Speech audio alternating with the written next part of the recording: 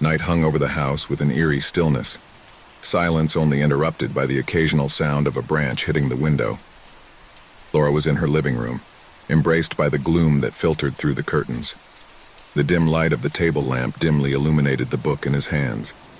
In those moments of loneliness, I always found solace in the pages of a good novel, an escape from the daily grind. Tonight, however, something seemed different, something in the air that he couldn't clearly identify. The wall clock struck 9 and Laura heard a noise that broke the tranquility. A soft knock, as if someone were knocking on the door.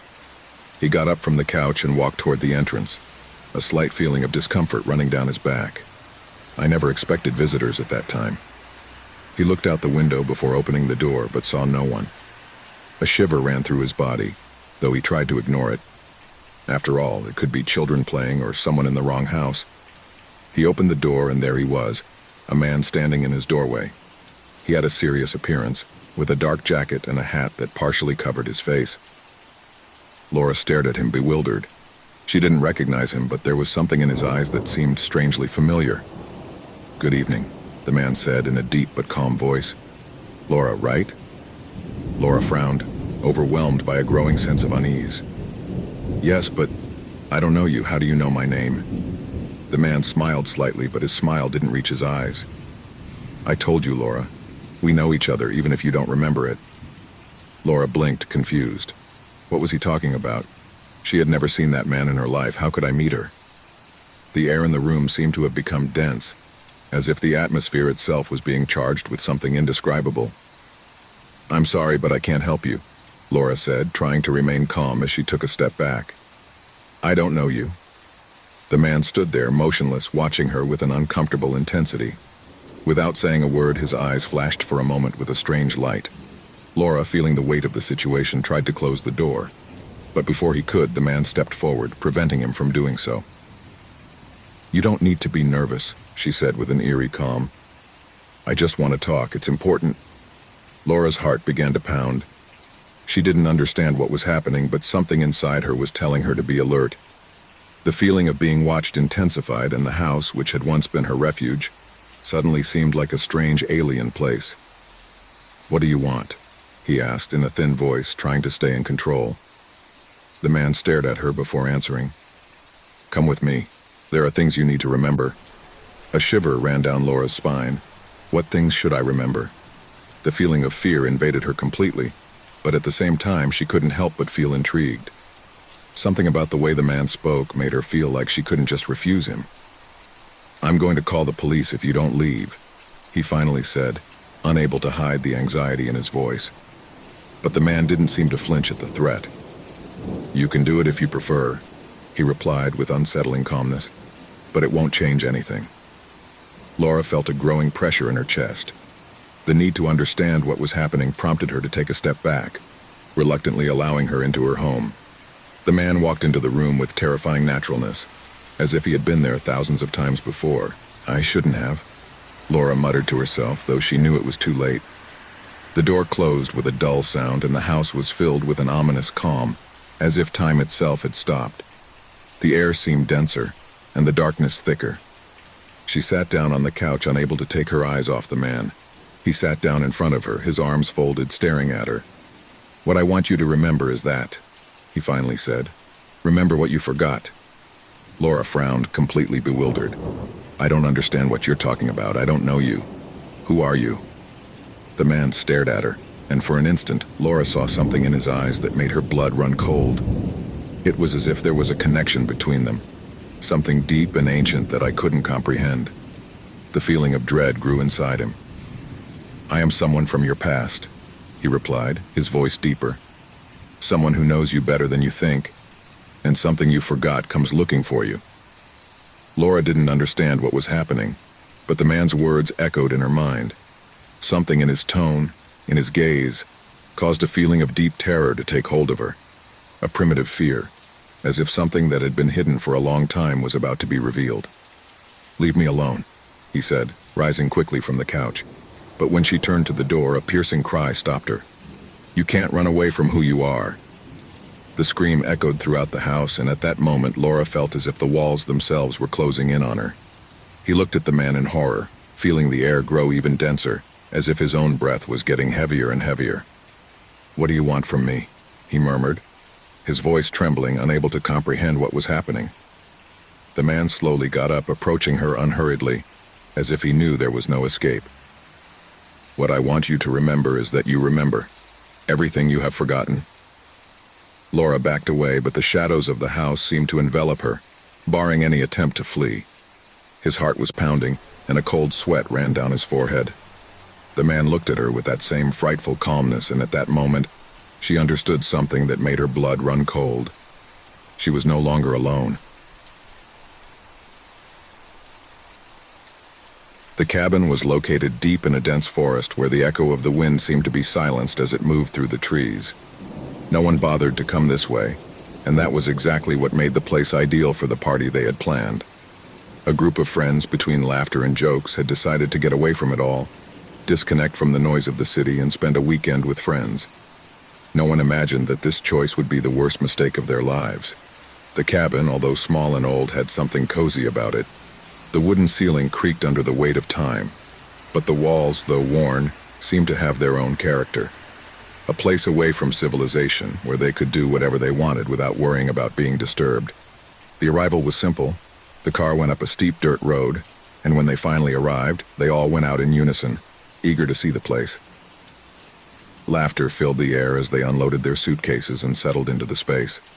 Night after night, the group became more and more relaxed. They talked about everything: old stories, anecdotes, rumors that were told about that part of the forest. But no one at the time stopped to think about the meaning of those stories. The idea that the place was marked by something strange, something they shouldn't have touched, was just superstition. That night, the temperature had dropped dramatically. The flames of the fire crackled, warming the central room where they stood. Candlelight flickered, creating shadows that danced against the walls, and laughter followed one after another, while the group played a board game without worrying about time. It was a typical winter night in the woods, but when the conversation began to wane, something in the air changed. The breeze that was once gentle transformed into a strange whisper, as if something was watching. They all felt it at the same time, like a chill running down their spine. "Did you hear that?" one of the girls asked, her voice hesitant. The others were silent, trying to catch that sound that had frozen their skin. A crunch, a whisper. Something was moving outside the cabin. "It's just the wind," one of the boys tried to reassure them, but his voice didn't sound convinced. Suddenly, the candles shook as if a gust of wind had touched them, but the windows were closed. In an instant, the darkness of the night grew denser, and the sound of the rustling branches intensified, as if the forest itself began to approach them. That's when something strange happened. The moon, which had previously been seen through the window, disappeared completely, plunging everything into impenetrable darkness. The hut, which until that moment seemed safe, now felt vulnerable, as if nature itself had ceased to protect it. "What happened to the moon?" asked a girl in a trembling voice, looking up at the sky. The darkness was so deep that not even the stars were visible. "It must be an eclipse," one of the boys suggested, but his tone didn't convince anyone. Something was not right. The feeling of being watched intensified, and a heavy weight seemed to have settled on his shoulders. The air began to grow colder, and the silence outside the cabin became deep, almost suffocating. In that silence, everyone could clearly hear their heartbeats racing and synchronized. "I'm going to look outside," said the most daring boy, Tomas. Although he wasn't entirely sure what he'd felt, something was pushing him out. Everyone fell silent as he made his way to the door, which creaked as it opened. The fog had begun to lift, darkening the surroundings even more. Thomas took a step out of the cabin, and the cold enveloped him immediately. The air was dense, as if the atmosphere itself were charged with a strange pressure. He looked up at the sky, but there was no moon, only a blackness so deep that it seemed to swallow everything in its path. He turned to return to the interior when suddenly he heard a whisper beside him. A low, distorted whisper, as if someone or something is calling him. He turned sharply but saw nothing. The fog enveloped him completely, making him feel trapped. "This is not right," he muttered to himself, hurrying back to the cabin. But just as he was about to take a step toward the door, he heard a low creak as if something was crawling behind him. "Thomas!" his friends shouted from inside, but he did not answer. The door closed by itself and silence returned to the cabin. No one dared to move, but their minds were filled with questions. What had happened to Thomas? At that moment, something slipped under the door, an almost imperceptible touch that only those closest to it could hear. It was as if a shadow without any form was lurking. The darkness wasn't just outside. Now something had infiltrated inside the cabin.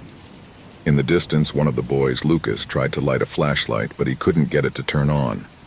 Somehow the darkness turned it off, absorbed any attempt at light. In the distance, at the edge of vision, something moved rapidly, and a piercing scream echoed from outside. Without thinking, the group got up and ran to the window. But when they looked, they saw nothing, only more darkness. Something was stalking them, something hiding in the shadows, waiting for the right moment to strike. But the worst was not what they could see. It was what they could not see. As the hours passed, the tension in the cabin increased. Fear took hold of each of them, and soon paranoia set in. No one wanted to be alone. No one dared to go out into the dark. They were trapped. Something was stalking them, and the moon, which no longer existed, had shown them the true face of that darkness that surrounded them. But no one yet knew what was stalking them or how they could escape. All they knew was that if they didn't find a solution soon, one by one they would disappear, swallowed by the same darkness that had surrounded them that moonless night. The sun had already set when Thomas, a middle-aged man, stepped into the field. He had traveled for hours on a lonely road, his thoughts scattered, while the trees in the distance seemed to move with the wind in a hypnotic rhythm. The road seemed endless, and with each bend the shadows began to lengthen, as if the day never wanted to give way to the darkness of the night. The atmosphere was strange. A deep silence enveloped everything around him, as if the earth itself held his breath.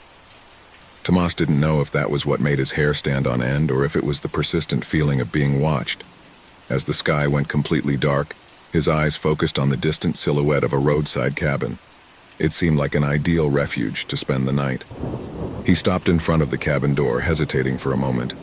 The windows were opaque with the passage of time, and the structure seemed to be on the verge of ruin. A pair of dim lights illuminated the interior through the windows, which gave him a sense of welcome, although something inside told him not to enter. But fatigue overcame him. He knocked on the door, his hand trembling slightly. A strange-looking man opened the door. He had brown skin, deep eyes that exuded unsettling wisdom, and a messy beard that seemed almost as if it were part of his face. His gaze was not friendly, but neither was it intimidating. His deep voice broke the silence of the night as he spoke. "Come in. It's not safe to be outside, especially in this part of the world. The darkness has a way of dragging souls that dare to cross through here." Tomas hesitated, but the threat of the cold pushed him inside. The man led him to the fireplace, where the flames danced on a warm fire. The cabin was small, with furniture that seemed to be taken from another time, covered by dust and dirt. The atmosphere was tense, as if the walls themselves breathed with a life of their own. The stranger watched him for a few moments, as if assessing whether he was ready to hear what he had to say. "Have you heard of this place?" he asked, his voice almost whispering. "This field has its own secrets, secrets that man should never know."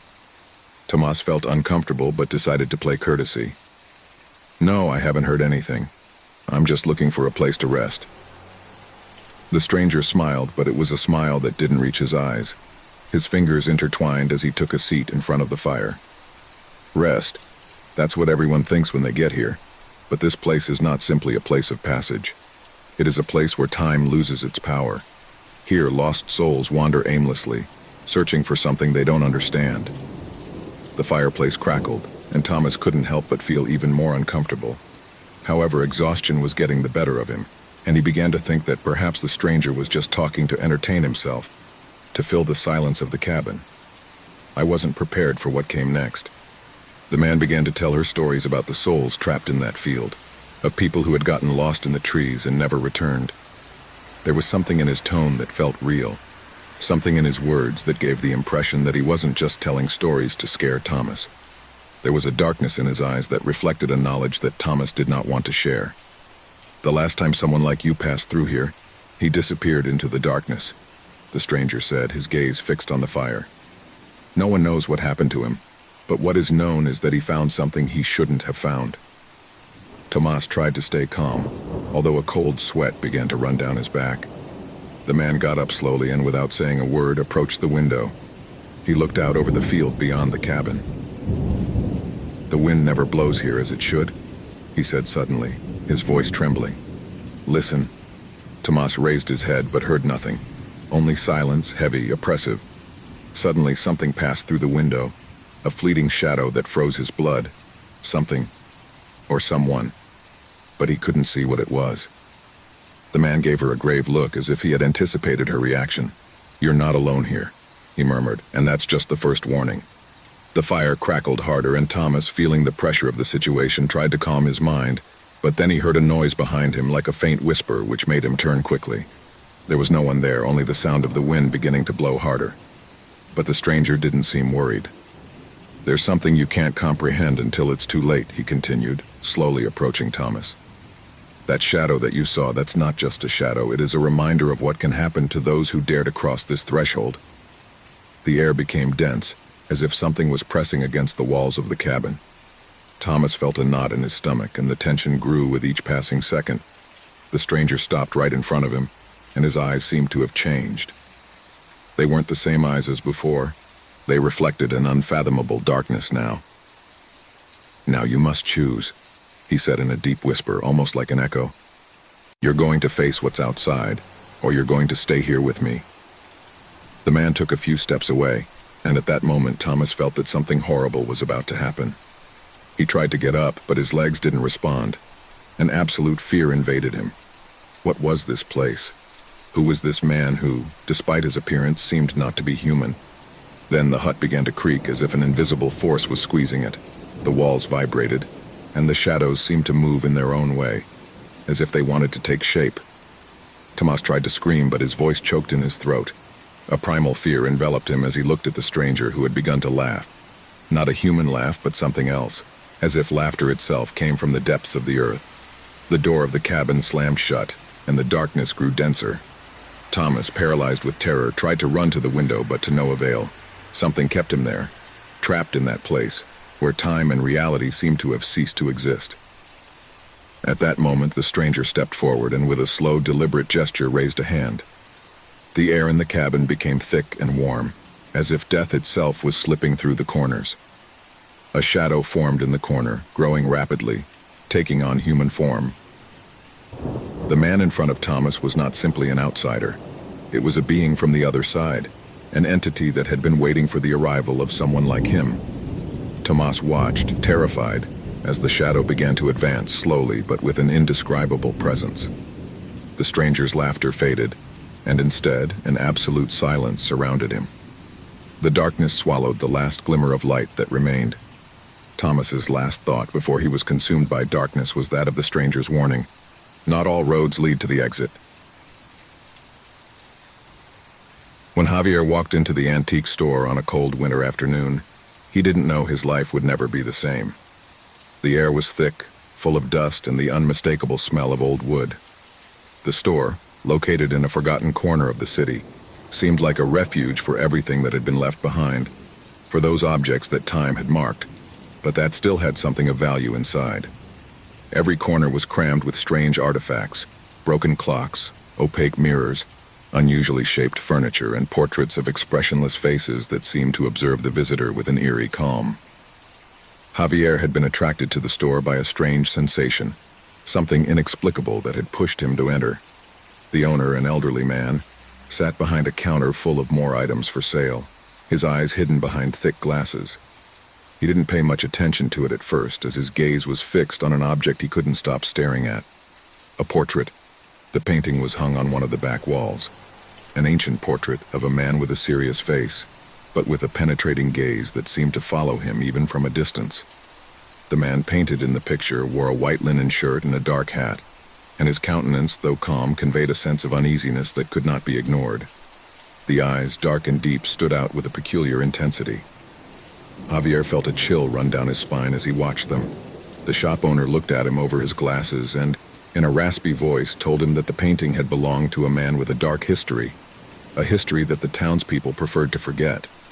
He said that no one in his right mind should buy it, but Javier, although bewildered by the old man's words, felt that something inside him was impelling him to take it. Maybe it was the feeling of being able to own something so unique, something with so much history. The old man, seeing that Javier was not going to change his mind, gave him the price, and finally the man took it. When he returned home, Javier hung the portrait on the wall of his living room, right in front of the sofa where he used to spend his nights watching television. At first everything seemed normal, although I couldn't help but feel a strange discomfort every time I looked at the painting. The eyes of the man in the portrait looked like move, but it couldn't be. I was sure I was imagining things. However, that feeling of discomfort grew with each passing day. One night, after a long day at work, Javier sat on his sofa, tired, and saw the portrait once more. This time the feeling was different. The eyes of the man in the painting not only followed him, but stalked him. No matter where he moved in the room, those eyes stared at him. A chill ran through his body as a cold sweat pooled on his forehead. He blinked several times, trying to get the idea out of his head. It couldn't be real. How could it? It was just a painting. But as the night wore on, the presence of those eyes made him feel more and more trapped. As the days went by, Javier began to see things that he could not explain. Sometimes, when he looked at the portrait, the man's eyes seemed to move slightly, as if they were fixed on him. Other times I felt something in the room change, as if the air was charged with a palpable tension. The shadows seemed to be longer than usual, and the noises in the house were intensifying. Creaking walls, barely audible whispers. He woke up in the middle of the night with the feeling that someone was watching him, and when he opened his eyes, all he saw was darkness. But he couldn't shake the feeling that those eyes were stalking him even in his dreams. The situation worsened when one night Javier decided to move the portrait to another wall, in an attempt to free himself from the growing sense of anxiety. However, in doing this, something strange happened. As he lifted the painting, a feeling of extreme cold came over him and a dark shadow seemed to cover the place. The eyes of the man in the portrait were staring at him, more intense than ever. At that moment, something changed in the atmosphere of the house. Javier felt an indescribable panic, as if the air itself was pressing on him, as if something invisible was imprisoning him. He couldn't take it anymore and left the portrait on the floor, determined to get rid of it the next day. But that night was the worst of all. Javier woke up with a stabbing pain in his chest, as if someone was pressing his heart. He sat up in bed, looking around, and it was then that he saw something he would never forget. The man in the portrait was standing on the threshold of his room door. His figure was dull, blurred, but his eyes were still the same, those eyes that had haunted him since day one. It was not a dream. It couldn't be. Javier tried to scream, but his voice did not come out. Terror paralyzed him. The man in the portrait began to walk towards him, and with each step, the ground creaked under his weight. Javier tried to move, to get up, but his body did not respond. He was trapped, completely at the mercy of that evil presence that was advancing towards him. The man's eyes shone with a terrifying intensity, as if they had taken on a life of their own, as if they were devouring his soul. At that moment, Javier understood that the portrait was not just a painting. It was a prison, and he was the victim. Suddenly, an invisible force lifted him from the ground and dragged him towards the portrait. He tried to fight, but his strength was fading. The man in the painting watched him unhurriedly while Javier fell to his knees in front of him. At that moment, the air became heavy, almost unbearable, and everything around him began to crumble. The ground beneath his feet disintegrated and the walls faded into darkness. Javier was being absorbed by the painting. In a last-ditch attempt to escape, he managed to turn and see the portrait before being completely consumed. The man in the portrait was looking at him with a satisfied expression, as if he had served his purpose. At that moment, Javier understood that he had been chosen. The portrait had not only stalked him, but had claimed him. The house fell silent. The portrait continued to hang on the wall as if nothing had changed. Nobody knew what had happened to Javier. No one knew that, in that painting, there was now a new look, a new pair of eyes that would follow anyone who dared to observe it, catching the next victim just as it had done with him. The cursed portrait was still waiting in silence, ready to claim whatever was necessary to satisfy his eternal hunger. The old house on the outskirts of the city seemed to be an ideal retreat for a man tired of the hustle and bustle of modern life. From the first moment he walked through his dusty yard and observed the crumbling walls of the house, something inside him told him that this would be his new abode. He had fallen on hard times, and the desolate place offered a kind of silent peace. The house was large, with long hallways and steps that creaked with every step. The air seemed thick, as if he was waiting for something, but the man didn't pay much attention to it. He was accustomed to solitude, and his life had always been a kind of emptiness, only full of work and misery. He did not expect that the house would change him, much less that it would awaken something in him that would haunt him until the end of his days. The man, whose name was Andrew, had acquired the property for a fraction of the original price. It didn't matter that the house was in ruins. He was determined to restore it, and that would be his project. It was all I needed, a purpose. At first, everything seemed normal. The house was full of dust and cobwebs, but nothing he couldn't clean and repair. However, on the second day of his move, while inspecting the basement, something strange happened. When he walked down the creaky stairs, he noticed an antique door that was slightly ajar. I had never seen that door before. It wasn't in the plans of the house, nor in the descriptions the realtor had given her. He decided to investigate. As he approached the door, a strange sensation ran down his spine.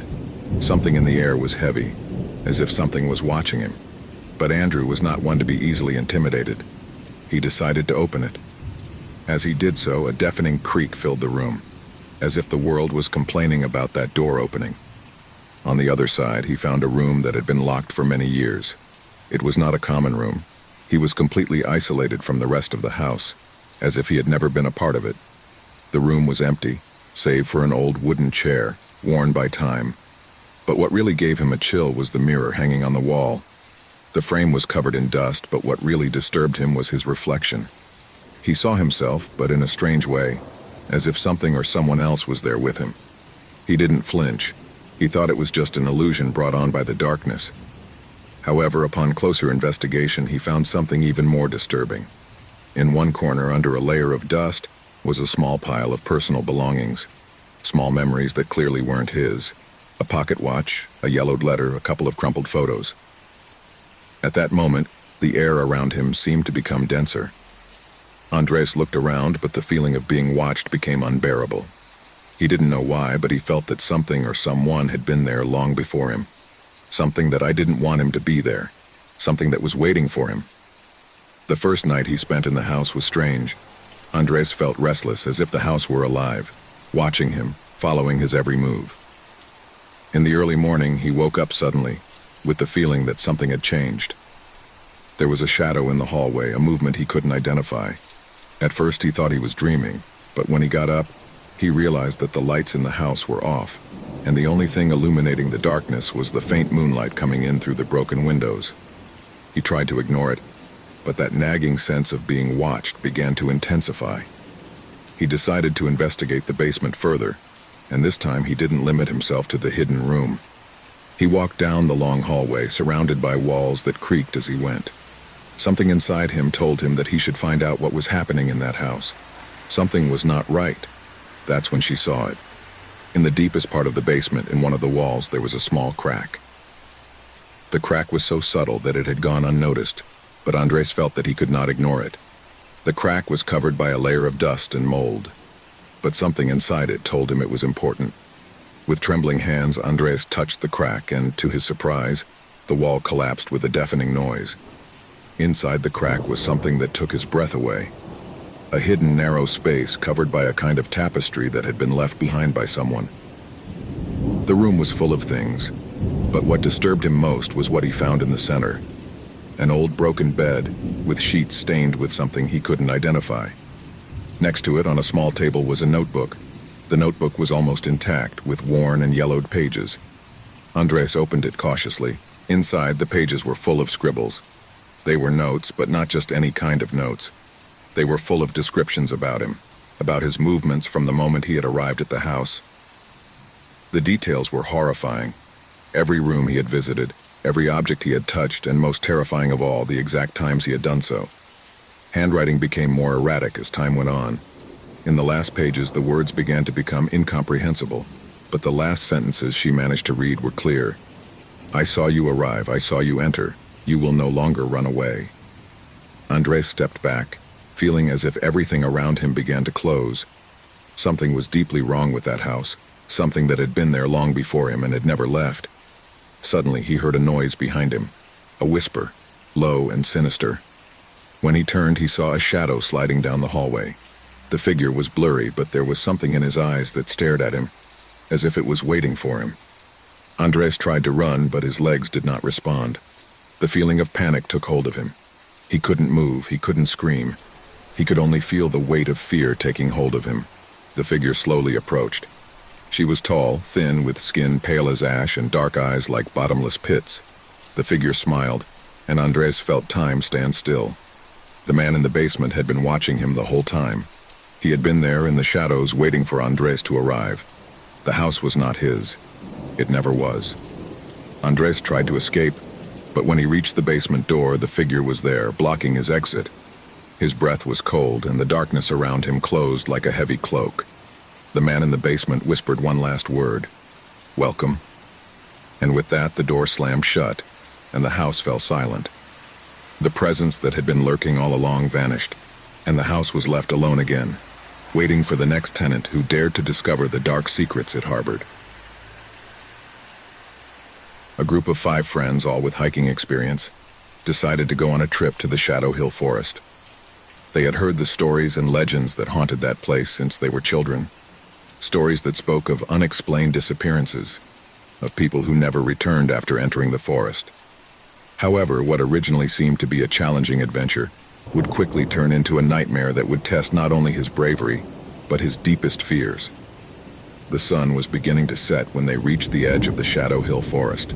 The treetops formed a dark blanket that blocked much of the light.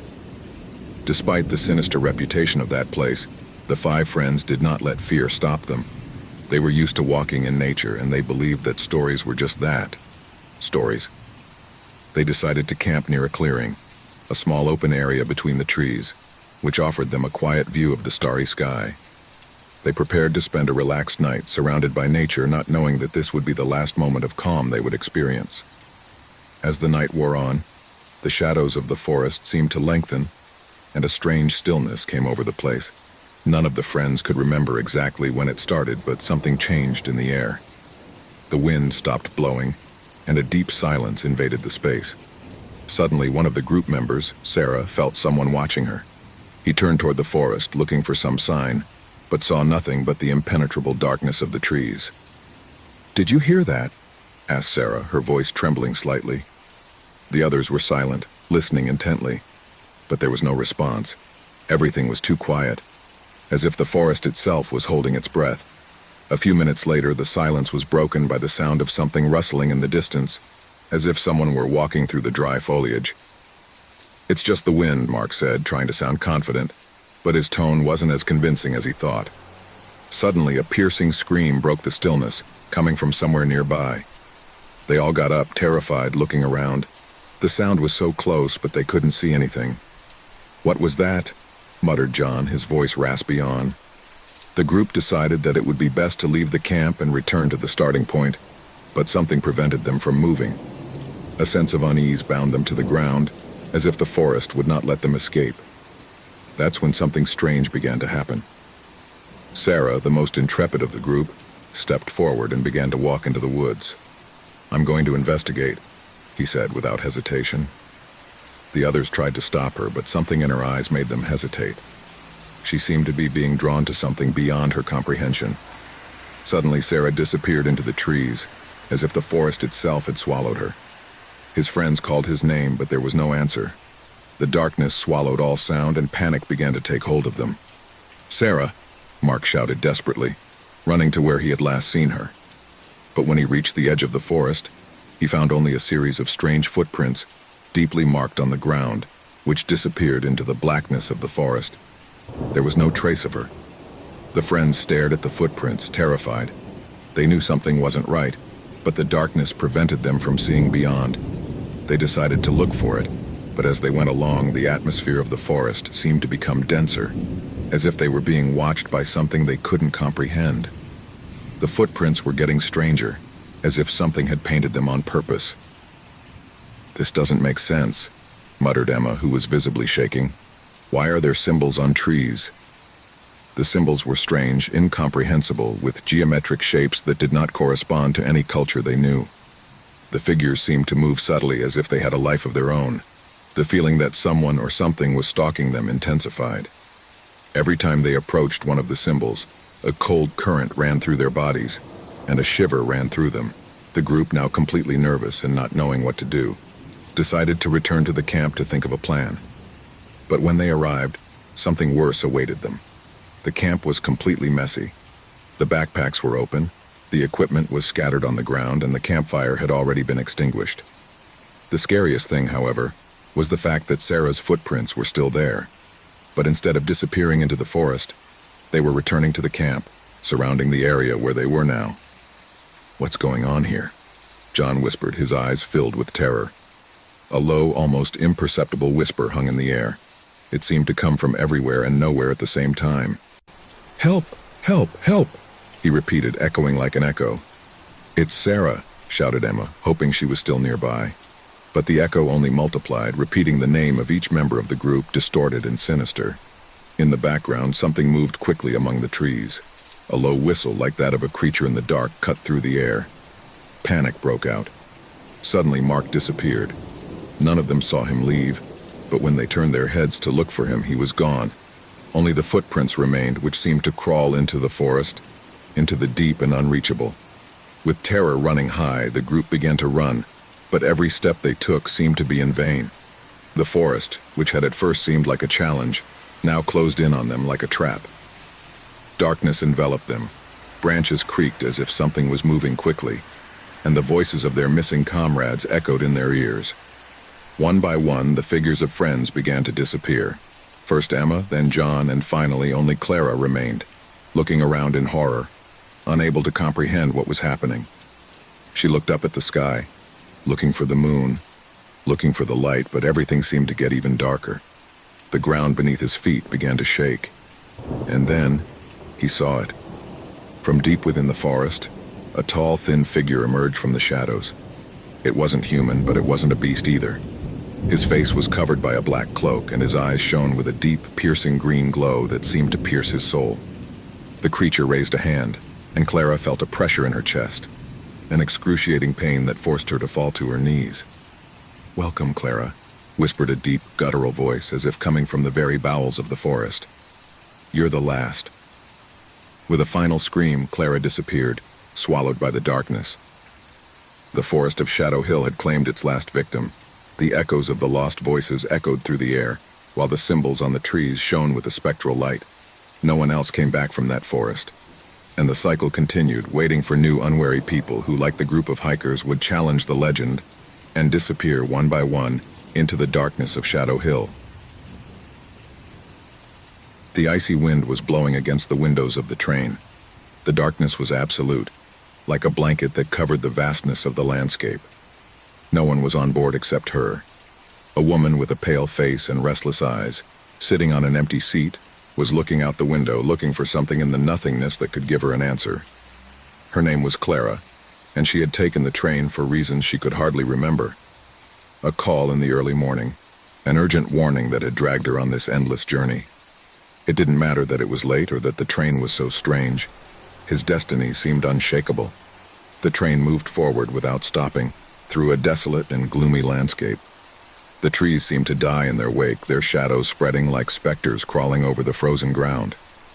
The only light was the dim light that came from the train lamps, creating more shadows than light.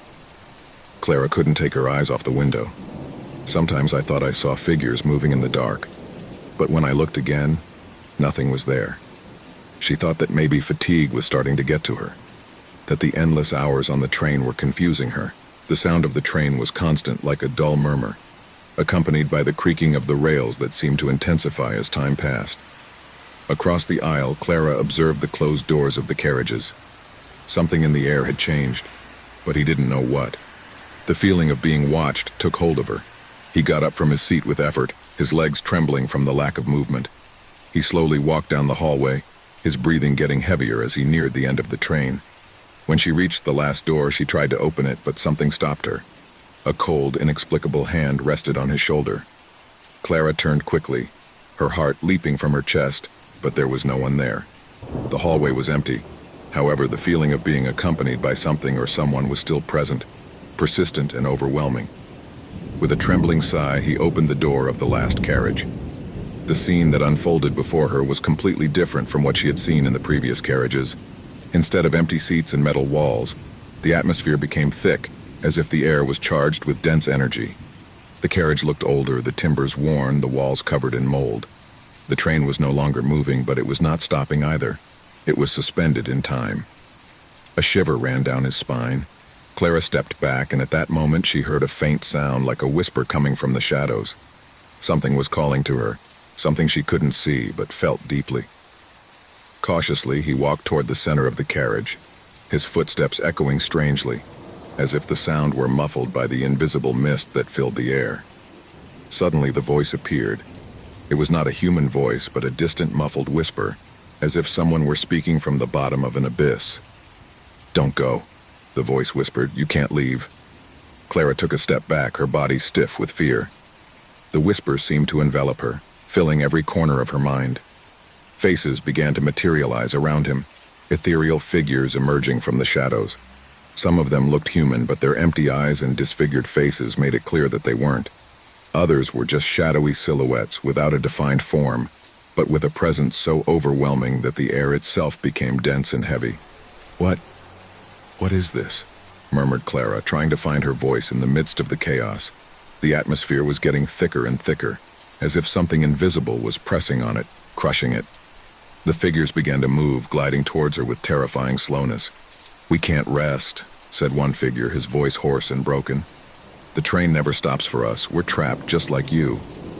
Clara tried to take a step back, but her feet did not respond. She felt as if the ground was swallowing her shoes, as if every movement was a struggle against an invisible force that held her prisoner. The figures around him whispered, repeating words he couldn't understand. And then a different voice, clearer and full of despair, spun her quickly. "Help me!" shouted an approaching figure. Clara could make out the features of a woman, her face contorted with pain and anguish. "Don't leave me here. Don't go, please." But before Clara could answer, the woman disappeared, vanishing like a mist. The air became even colder, and the presence of the spirits began to surround her, getting closer and closer. Clara felt the weight of his gaze, the weight of his untold stories. The train was still not moving, but time no longer seemed to exist. Nothing moved outside the car, just a perpetual void that stretched into nothingness. At that moment, Clara realized the worst. She was also a prisoner. The train never stopped, never got anywhere. She was also trapped in that suspended space between the past and the future, between life and death. The voices intensified, the whisper of trapped souls surrounded her. "Why don't you leave?" A shadow murmured in front of her. "We couldn't, but you can still get out." But Clara didn't know if there was still anything left out. She didn't know if there was anything beyond the train, beyond the station where she was now trapped. Was she dead? Was she alive? The faces of the dead watched her, waiting for an answer that she herself did not have. Fear invaded her, terror began to consume her, but something inside her told her that there was a way out, a way to escape. "Let me out," shouted Clara, her voice cracking with panic. "Let me go." The shadows came closer, touching his skin with cold hands. "You can't leave," they said in unison. "The train never ends. Time does not advance for us, but there's something you can do." Clara looked at them, her eyes full of tears, her heart pounding. "What do I have to do?" he asked in a trembling voice. One of the figures, that of the desperate woman, approached her. "You have to decide. Stay and be one of us, or move on and break the cycle. But you'll never be free without making that choice." The sound of the train began to change. It was no longer the constant rumbling of the rails. Now there was a soft sound, like the rustling of fallen leaves. The station seemed to crumble around her, as if the walls of the train were beginning to fade. "Choose quickly," said another shadow, his voice broken and anguished. "The train is stopping. You'll never have this opportunity again." Clara, her heart racing, looked around. Shadows clustered around her, reaching out their hands toward her soul. Time seemed to dilate and compress at the same time. She closed her eyes and took a deep breath. He knew what he had to do. He couldn't stay there. He couldn't become one of them. I needed to get out. Suddenly, the train stopped. A deep silence invaded the space. The darkness around him slowly dissolved, and Clara found herself back at the station, the fresh air beating down on her face. She was no longer alone. The shadows, the ghosts had vanished, and the station had ceased to exist. The train had come to an end, but Clara had also left the last station behind. She wasn't trapped, and though terror had been his companion all this time, he now understood that he had chosen freedom. No matter what came next, she had decided to continue, and with that decision, the train and the fear disappeared forever. In a remote place where time seemed to have stopped and the wind whispered forgotten secrets, a small village lay hidden among the mountains, almost beyond the reach of man. In the distance, the mountains rose as guardians of a past that had been erased from the memories of the world. Stone houses, old and crumbling, lined the cobblestone streets. But there was no sign of life. No one lived there. The heavy air of humidity and silence enveloped the town, as if the environment itself had decided to forget its existence. The few broken windows seemed to watch those who dared to approach, their shards of glass reflecting a distorted image of the outside world, as if the place refused to be part of reality. A group of 5 travelers, tired from their long journey, arrived on the outskirts of the town. In their search for a refuge where they could rest, they were attracted by the stillness that emanated from the village, believing that perhaps there they could find relief from the exhausting road that had led them there. With backpacks slung over their shoulders and faces scarred by the sun and fatigue, they entered without hesitation, ignoring the strange premonition that was beginning to form in their hearts. It was a gray afternoon, the sky covered by dense clouds that gave a glimpse of a dim light. Despite the calm of the place, something in the air was strange, oppressive, as if the very shadows of the houses were waiting for something or someone. As travelers moved through the deserted streets, the doors of the houses were kept closed, the blinds lowered, and the typical noises of a moving people could not be heard. The feeling of emptiness was so palpable that they could almost hear the echo of their own footsteps echoing on the pavement. Suddenly, one of them, Gabriel, looked up, feeling an unsettling pressure in his chest. At the top of one of the houses, through a dirty window, he could see a blurred figure leaning out to watch them. He couldn't make out their details, but just knowing that someone or something was watching them caused a stream of cold to run down his spine. "Have you seen that?" Gabriel said quietly, still looking out the window. The group looked at him, confused, but no one could confirm what he had seen. The figure disappeared before anyone could approach or say anything. However, that strange feeling of being watched settled in the air, as if the buildings themselves and the wind whispered ancient secrets that did not want to be revealed. As they explored the village, they realized that everything was in ruins. Streets that might once have been lively and bustling were covered in brush and debris. The houses, though empty, did not appear to have been abandoned recently. There were traces of a life that once flourished there, but it had all been trapped in time. The doors were still locked with old rusty locks, and the broken windows let out drafts of icy air. The people seemed to be stuck in a perpetual present, as if an invisible force had frozen life right there at that precise moment. "This place is not right," murmured Marta, one of the travelers, as she looked at the shadows that stretched along the walls of the houses, as if something or someone was watching them. "Don't you find it strange that it's so desert?" The group continued to move forward, and as they did so, the feeling that they were not alone intensified. As they walked down the main street, each of them felt the air pressure become denser, heavier, as if the place was slowly absorbing their energy. It was then that a sound, slight but disturbing, reached his ears. The creak of a wooden door opening. The sound came from one of the houses on the left. No one dared to move immediately. A shudder ran through their bodies, and for a moment they all looked at each other silently, wondering if the sound was real or just a hallucination created by the strange atmosphere around them. "Does anyone dare to enter?" asked Tomas, the bravest of the group, although his voice sounded more fearful than he intended. No one answered. The door opened even wider, as if an invisible force was pushing it. The pressure in the air was unbearable, and each of them knew that something was not right, but none dared to turn around. With a mixture of curiosity and fear, Marta was the first to approach the door. His steps were slow, measured, as if he were walking into the unknown, a place where the rules of the real world no longer applied. When she crossed the threshold of the house, a gust of icy air enveloped her, as if the very darkness of the place was consuming her. The interior of the house was gloomy, with furniture covered in dust and cobwebs. The walls, decorated with old landscape paintings that may once have been beautiful, now showed only distorted faces, as if the portraits in the painting reflected the tragedy of the place. A shiver ran through his body. I couldn't understand how a place so far from everything could have such dense energy, that feeling of death suspended in the air. "This is not right," Martha murmured, looking back at the door, where the others were watching her from the doorway. But before she could take a step back, she heard a whisper behind her. A whisper so low it seemed to come from the ground, a distorted, distant voice that barely reached his ears. "Come out. Go away." Her heart racing, Martha turned around. But before she could leave the house, the door slammed shut, trapping her inside. The group outside shuddered, hearing the loud sound of the door closing, and they ran towards it. But when they arrived, they found something even more terrifying. The door was sealed as if it had never existed. No one could enter or leave. Desperate, they began to look for a way to free her, but what they found inside the house left them frozen. The walls were covered with strange engraved symbols that seemed to move slowly as if they were alive. The atmosphere was dense, oppressive. The objects in the room were shaking, as if an invisible force was trying to harm them. Suddenly, Martha appeared at the window, her face pale and disfigured with terror. She tried to speak, but her mouth only uttered unintelligible words. The travelers tried to shout at him, but their voices were lost in the air. As time went on, anxiety took hold of everyone.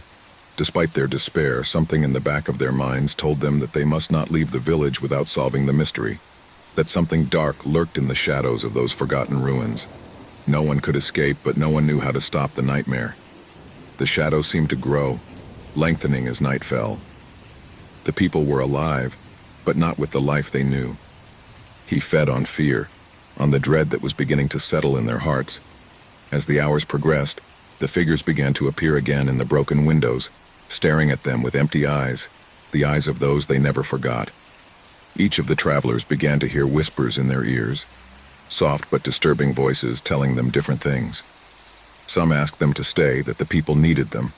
Others ordered them to flee before it was too late. The walls, the ceilings, the windows, everything seemed to come to life, changing, twisting, and every corner of the house seemed to want to devour them. Panic turned to pure terror when, without warning, a figure materialized in front of them. A woman with a pale face and eyes as dark as the night. His presence was so overwhelming that everything around him disappeared, and all that remained was his haunting figure, floating in the air. "They stay with us. Everyone must stay," the woman said in a raspy voice. A shriek broke the air as one of the travelers attempted to flee, but the door, once open, slammed shut again, sealing everyone's fate. As darkness enveloped them completely, they understood the cruel truth. The forgotten people would no longer let them go. They were part of their history, part of their eternal cycle of terror, doomed to be watched, and ultimately forgotten by all but those who dared to enter. In the end, all that remained were the shadows. The sun was beginning to set, bathing the trees of the forest in a golden light that promised a quiet night. A group of friends had ventured into the heart of the evergreen woods to enjoy a weekend of camping. 4 young people, inseparable since childhood, had decided to disconnect from the demands of daily life and immerse themselves in nature, seeking to escape from the routine. A campfire crackled in the center of his makeshift camp, surrounded by the dark shadows cast on the ground by the treetops. Laughter echoed through the tree trunks, but something beyond laughter and stories began to spread through the air. It wasn't a palpable sound or a clear omen, but friends were beginning to feel it. Like an invisible presence watching them lurking from the thicket, Lena, the most outgoing of the group, had decided to explore the terrain a bit while the others pitched their tents. He walked aimlessly, his flashlight illuminating only the immediate surroundings. Soon he found himself in a clearing where the trees opened up, revealing an empty space in which the wind blew with unusual force. It was there that he saw it. A child standing in the middle of the clearing, staring at her. Lena stopped, surprised. The boy didn't look more than 10 years old, his clothes dirty and frayed, as if he'd been wandering in the woods for weeks. "Hello?" Lena asked in a soft voice, although her instinct told her that something was not right. The boy did not respond. He didn't move even a little. Lena felt a strange discomfort, but she forced a smile and took a step towards him. The boy didn't seem to be afraid of the light of his flashlight or its presence. In fact, his gaze was fixed on Lena, as if he was waiting for something, as if he had been waiting for someone. "What are you doing here alone?" Lena asked, not knowing why, but feeling like she had to ask. The boy just moved his head back and forth slowly. Lena felt the air become denser, as if something was oppressing her. His breathing quickened as he stared at the boy's eyes, which seemed too empty to be from such a young child. "You should go back to your friends," Lena murmured, feeling the discomfort take over her body. At that moment, the boy began to slowly walk towards her. Lena, caught between the desire to help him and the growing fear that gripped her, took a few steps back. His flashlight flashed with every step the boy took, and before he could react, the boy disappeared into the trees, as if he had never been there. Lena stood still, her mind struggling to comprehend what she had just seen. He ran back to camp. When he arrived, he found his friends sitting around the campfire, apparently calm, but something in the air, something in their eyes had changed. "Everything is fine?" Mark asked him, the most serious of the group. "I saw a child in the woods," Lena said, her voice trembling. "He was alone. He seemed lost. But something wasn't right. I don't know how to explain it." "A child?" Ethan said, arching an eyebrow. "Are you sure what you saw?" Lena nodded, but her words didn't seem to fully convince her friends. However, the concern on their faces indicated that the idea that something strange was happening was already in their heads. They decided that it would be best to stay close to the camp and not go further into the forest that night. The hours passed slowly, and darkness took over the place. The sound of the wind moving the leaves of the trees created an unsettling sound, while the campfire continued to burn weakly. But it was when the clock struck midnight that terror began to grow among them. A loud bang, as if something heavy had fallen nearby, made everyone rise with a start. The light of the campfire trembled as the wind seemed to increase in intensity. Everyone looked silently at the edge of the camp, where the darkness seemed even thicker than before. Something was not right. "Did you hear that?" Andrea whispered, her face pale. There was no response, only the sound of their breaths. Fear took hold of each one as they looked around, looking for a rational explanation for what they had just heard. It was then that the child appeared again. This time, he was not alone. Beside him, a taller, more somber figure stood tall like a shadow above him. The boy was walking, but the figure behind him seemed to move at his own pace, moving unhurriedly, but without stopping. The friends froze, watching silently as the boy slowly approached, as if he was walking towards them. "Don't move," Ethan whispered, grabbing Lena's arm. But it was too late. The boy had reached the edge of the campfire. His face, pale and gloomy, was now clearer, and the emptiness in his eyes seemed to engulf all the light around him. "Go away!" Mark shouted, but the boy did not move. Suddenly, the figure behind the boy completely materialized. She was not human. His body was a mass of shadows, his red eyes glowing with terrifying intensity, and his presence seemed to absorb all the light around him. The darkness around her stretched out as if she were alive, enveloping everything in its path. Who are you?" Andrea asked, her words coming out with difficulty. The figure did not answer. The boy took a step forward, and immediately the shadow followed. The friends got up and began to retreat, but shadows seemed to take over everything around them. The air had become heavy, unbreathable, as if an invisible weight were crushing them. That's when it all fell apart. The boy raised his hand, pointing towards them. The ground trembled, and a dark shadow emerged from the ground, enveloping everyone's legs. Screams filled the air, but the sound seemed to drown out nothingness. Lena tried to move her legs, but the darkness held her tight. The boy smiled, an empty smile, devoid of emotion. His eyes shone with an unearthly glow. "You can't escape," he whispered, his voice a low echo. Suddenly, the shadow around them began to twist, as if it had a life of its own, and the friends felt the pressure mounting. Fear paralyzed them. The darkness seemed to swallow them little by little. The boy began to disappear, merging into the shadow, as the figure behind him faded like a whisper into nothingness. The friends, trapped in the darkness, felt the piercing cold around them. They couldn't move, they couldn't breathe, trapped in an endless nightmare. The last vision they had was of the boy, slowly fading into the shadows, his laughter echoing in their minds, an echo that would never fade. In the darkness of the night, a dull roar filled the air. The accident had been brutal. A roar of metal and glass exploding, the sensation of a violent jolt, and then emptiness. Samuel had lost consciousness. The last image in his mind was that of a blinding beacon of light coming from a fast-approaching car. I didn't remember anything else. When he woke up, his body felt strange, heavy, as if he was completely asleep. He tried to move his fingers, but the stiffness was almost unbearable. Where was it? The air was dense, cold. The first thing she noticed was that she wasn't in the hospital. Instead of the cold, white walls of an emergency room, he was reclining on a hard seat in a vehicle. At first, he didn't understand. He was in a funeral car. The smell of wood and what looked like melted wax enveloped him.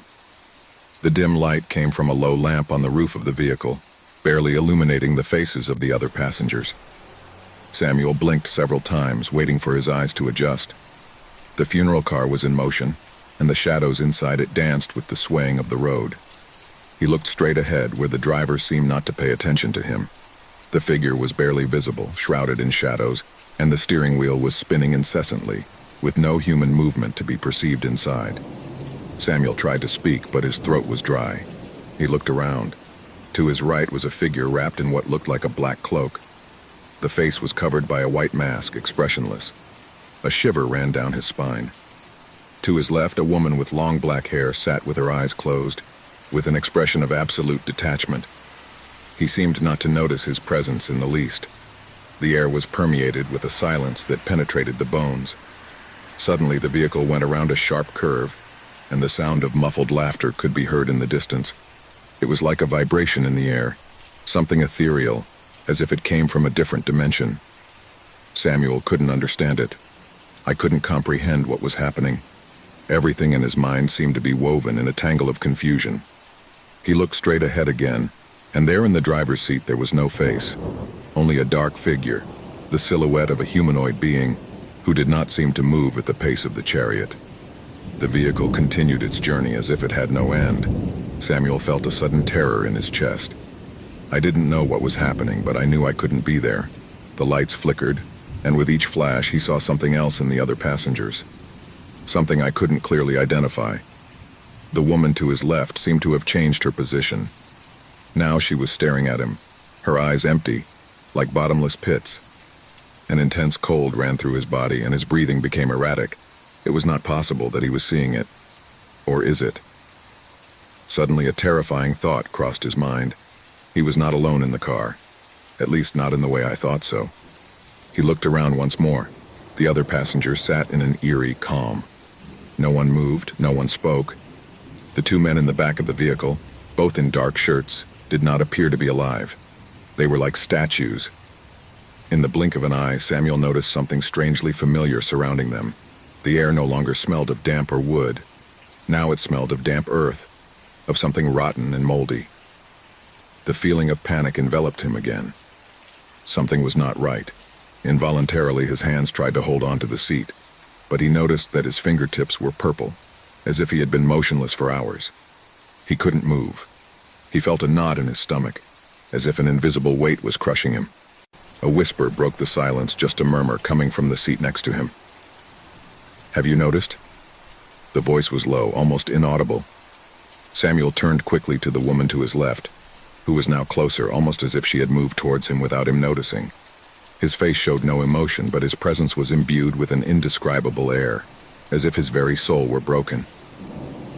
"Don't be scared," she said, as if reading her thoughts. "This is the chariot of the dead. All who travel in it no longer belong to the world of the living." Horror flooded him. The woman's words were etched in his mind, and his eyes began to frantically search for a way out. But the vehicle had no windows. It was a lifeless container, a mobile prison. The woman continued in a barely audible whisper, "You have no turning back. The journey has already begun." Samuel tried to get up, but his legs were frozen, as if he couldn't move them. The other passengers watched him with an eerie calm. Nobody did anything. The driver was still guiding the vehicle in the endless darkness. The sounds of the engine and the road mingled with a strange buzzing in his ear, as if everything was a nightmare from which he could not wake up. Suddenly a laugh resounded in his head. She was not human. It was a deep sound which seemed to come from the very bowels of the universe. Samuel tried to cover his ears, but he couldn't stop him. It was as if that laughter was permeated in the air like an eternal curse. The passengers' faces distorted before their eyes. The woman's figure began to fade and form something horrible, something she could not comprehend, but which her instincts told her she should fear. Samuel was trapped in a dimension between life and death. I couldn't understand why or how I had gotten there, but I knew that the sense of danger was more real than ever. Everything around him was beginning to crumble, and the chariot continued to move forward endlessly. Suddenly, a lash of pain ran through his body, as if a torrent of electricity had passed through him. The world began to turn, and his vision became cloudy. At that moment, the figure in front of him in the driver's seat became more tangible. The faceless shadow now stared at him, and the driver's bony, skeletal hands adjusted the steering wheel with terrifying dexterity. "There's no turning back," the figure said, his voice raspy echoing in his mind. "The dead travel into eternity." Samuel tried to resist, but his mind was no longer responding. The image of the vehicle, the shadows, and the distorted faces were mixed. The awareness of what was happening flooded him completely, but it was too late. Fear got the better of him. I couldn't scream anymore. The funeral cart stopped, and at that moment, a deadly cold surrounded it. The passengers were no longer mere figures. They were grotesque, horrible beings staring at him. Some with empty eyes, others with macabre smiles. Everyone knew what was coming. Samuel was no longer a traveler. He was no longer among the living. At that moment, the car opened, and he knew without a doubt that he would never see the light of day again. He had crossed the threshold. There was no turning back. Eternity awaited him. It was a gray afternoon when Emily, exhausted from the long journey, decided to take an alternate route on her way home. The deserted road stretched for miles, surrounded by growing darkness. There were no signs of life or other vehicles, only the roar of the wind and the distant chirping of crickets. The engine of her car echoed in the stillness of the landscape, and she took the opportunity to relax. As she drove, she began to feel a strange sensation, as if she were being watched. She shook her head and told herself that it was just tiredness. However, something was not right. His phone above the passenger seat vibrated suddenly. Emily frowned at the screen. He didn't recognize the number, but decided to answer, hoping it was an important call. "Hello, who's talking?" she said in a tired voice, trying to sound calm. At first, there was no response, just the sound of heavy breathing on the other end of the line. Emily raised an eyebrow, puzzled. "Hello?" he repeated, looking at the phone with growing uneasiness. Finally, a trembling voice emerged from the darkness on the other end of the line. "Help me. Please," said the male voice, full of despair. "I'm trapped. I don't know where I am. There's something here. Something that is looking at me. He's chasing me." Emily felt a wave of discomfort run down her spine. The voice was distorted, as if the man was in a dark, terrifying place. "Who are you?" he asked, his pulse racing. Fear was beginning to creep into his voice. Before he could receive an answer, the call was abruptly cut off, leaving only the echo of the stranger's heavy breathing. Emily, her hands sweaty, looked at her phone for signs of life, but there was nothing. There were no messages, no missed call logs, just the blank screen. He stared at his phone for a few seconds, his mind racing for answers. Just a joke, he thought. It must be someone playing with me. However, a strange sensation lingered in the air. She decided to continue on her way, but she couldn't shake the feeling of being watched. Over the next few days, Emily tried to forget what happened, blaming it on the stress and fatigue of the trip. However, something inside him told him not to ignore it. She was used to being alone on her travels, but she had never felt anything so unsettling. The latent sense of danger never went away. One night, after arriving at her apartment, Emily checked her phone and saw something that left her paralyzed. A message without a sender or any information. When he opened it, he saw a recording. She played it without knowing why, as if something pushed her to do it. The audio that began to play was the same as that of the mysterious call. The same desperate voice, the same gasping breath. But what made her tremble with terror wasn't just the voice. It was the sound of a whisper filtering through the end of the recording. Something enigmatic, almost inaudible, but clearly audible to anyone paying attention. "Don't look back," the whisper said like a warning. A shiver ran through his body. Suddenly he realized that there was something much more sinister behind that call. Something dark that was following her. But I couldn't let it go. I couldn't ignore it. He decided to investigate. However, I had no idea what I was about to discover. Emily began to go through her phone logs, looking for something that might lead her to understand what had happened on the road. When he accessed the call history, something strange happened. There on the list, he saw the call from the unknown number, but with a peculiar detail. The time she was received did not coincide with the time she had been behind the wheel. It was as if the call had been recorded long before she answered it. The mystery increased, but something worse awaited her. That same night, Emily began receiving text messages. They were short, meaningless, but chilling. "You're closer than you think," said the first. The following message came shortly after. "Don't leave the house." Another, an hour later. "Time is running out." The messages intensified as the days progressed. Emily couldn't ignore them. She began to feel like she was being watched constantly, even though there were no obvious signs that anyone was around. At all hours, I felt the presence of a shadow, something I couldn't see but that was always lurking. The situation escalated when, one morning, Emily woke up with the feeling that something was not right. The air was dense, as if the atmosphere itself were charged with electricity. When she got out of bed and looked out the window, she saw something that left her paralyzed. On the other side of the street, in the gloom, there was a figure. Tall, thin, motionless. A figure she couldn't identify, but who seemed to be staring at her. Panic took hold of Emily. He closed the curtains quickly, trying to calm himself. I needed to get out of there. He didn't know where he would go or what he would do, but he felt that his life was in danger. He picked up his phone and saw one more notification, a message with an attachment. The file was a photo taken from his own window, showing his figure looking out. The tall and slender figure was now closer. So close that I could see her eyes, which glowed in the dark. In a fit of desperation, Emily ran to her car and drove to the place where she had first received the call. The deserted road, now covered in a thick fog, seemed even more unsettling than before. When he arrived at the scene, he turned on the car's lights, looking for any sign of what had happened. There, in the darkness, he saw something on the ground. It was his phone. The phone I'd forgotten. The phone that had witnessed everything that had happened. Upon picking it up, the device turned on its own, and a new notification appeared. "You are too close to finding out the truth. Now there is no turning back." A heart-rending scream filled the air, and Emily felt something horrible loom over her. The phone began to make a strange sound, as if something was happening on the other end of the line. However, there was no one there. Everything was silent, except for the sound of his own breathing, quickened by fear. Emily tried to run, but the ground began to shake under her feet. At that moment, a dark figure emerged from the fog. It was the same being in the photo, his face deformed and his gaze fixed on her. She had no human face, only empty eyes that stared at her with terrifying intensity. The figure moved forward, sliding on the ground, and Emily, paralyzed with terror, tried to scream. But his voice did not come out. Only the sound of fog and heavy breathing surrounded her. The phone fell to the floor, and with it all hope.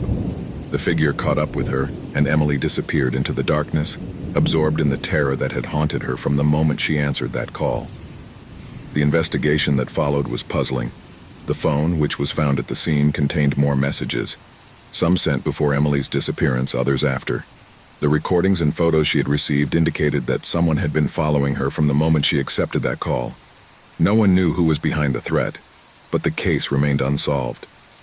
The authorities never found a concrete clue, and the forgotten phone remained stored as a macabre memory of the inexplicable.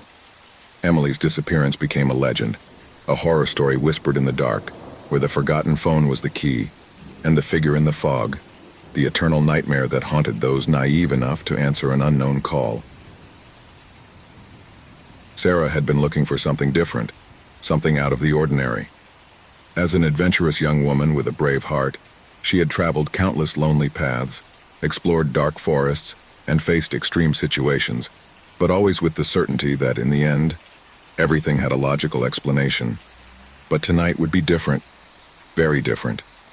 It was a cold, rainy night when he decided to get away from the city and venture out to an old hotel that had been in the news, mostly for stories of mysterious disappearances. But as always, Sarah didn't believe those rumors. He thought that people were carried away by superstition and baseless fears. The hotel, an old building with worn brick walls and moss-covered windows, looked like something out of a horror movie. The lights flickered faintly, and the air was permeated with a smell of mold and rotting wood. Sarah, however, was undeterred. He decided that it would be the perfect place to spend a quiet night, away from the rush and pollution of the city. Once she entered, the receptionist, an older man with deeply tired eyes, looked at her without saying a word, handing her a key with a brass plate bearing the number 12. There was no warm welcome or smile. Something in the atmosphere was already beginning to feel strange, but Sarah didn't think about it. She just thanked her and headed towards her room. The door creaked as it opened, and the light inside flickered a few times before stabilizing. At first glance, the room looked normal, although the furniture was covered in dust, as if no one had been there in years. The mattress was too firm, but Sarah wasn't going to let that ruin her night. He left his backpack on the table and sat on the bed, enjoying the silence that enveloped the place. A few hours passed, and the rain was pounding against the windows. The sound, initially relaxing, soon began to feel unsettling, as if the hotel was breathing slowly, like a living entity.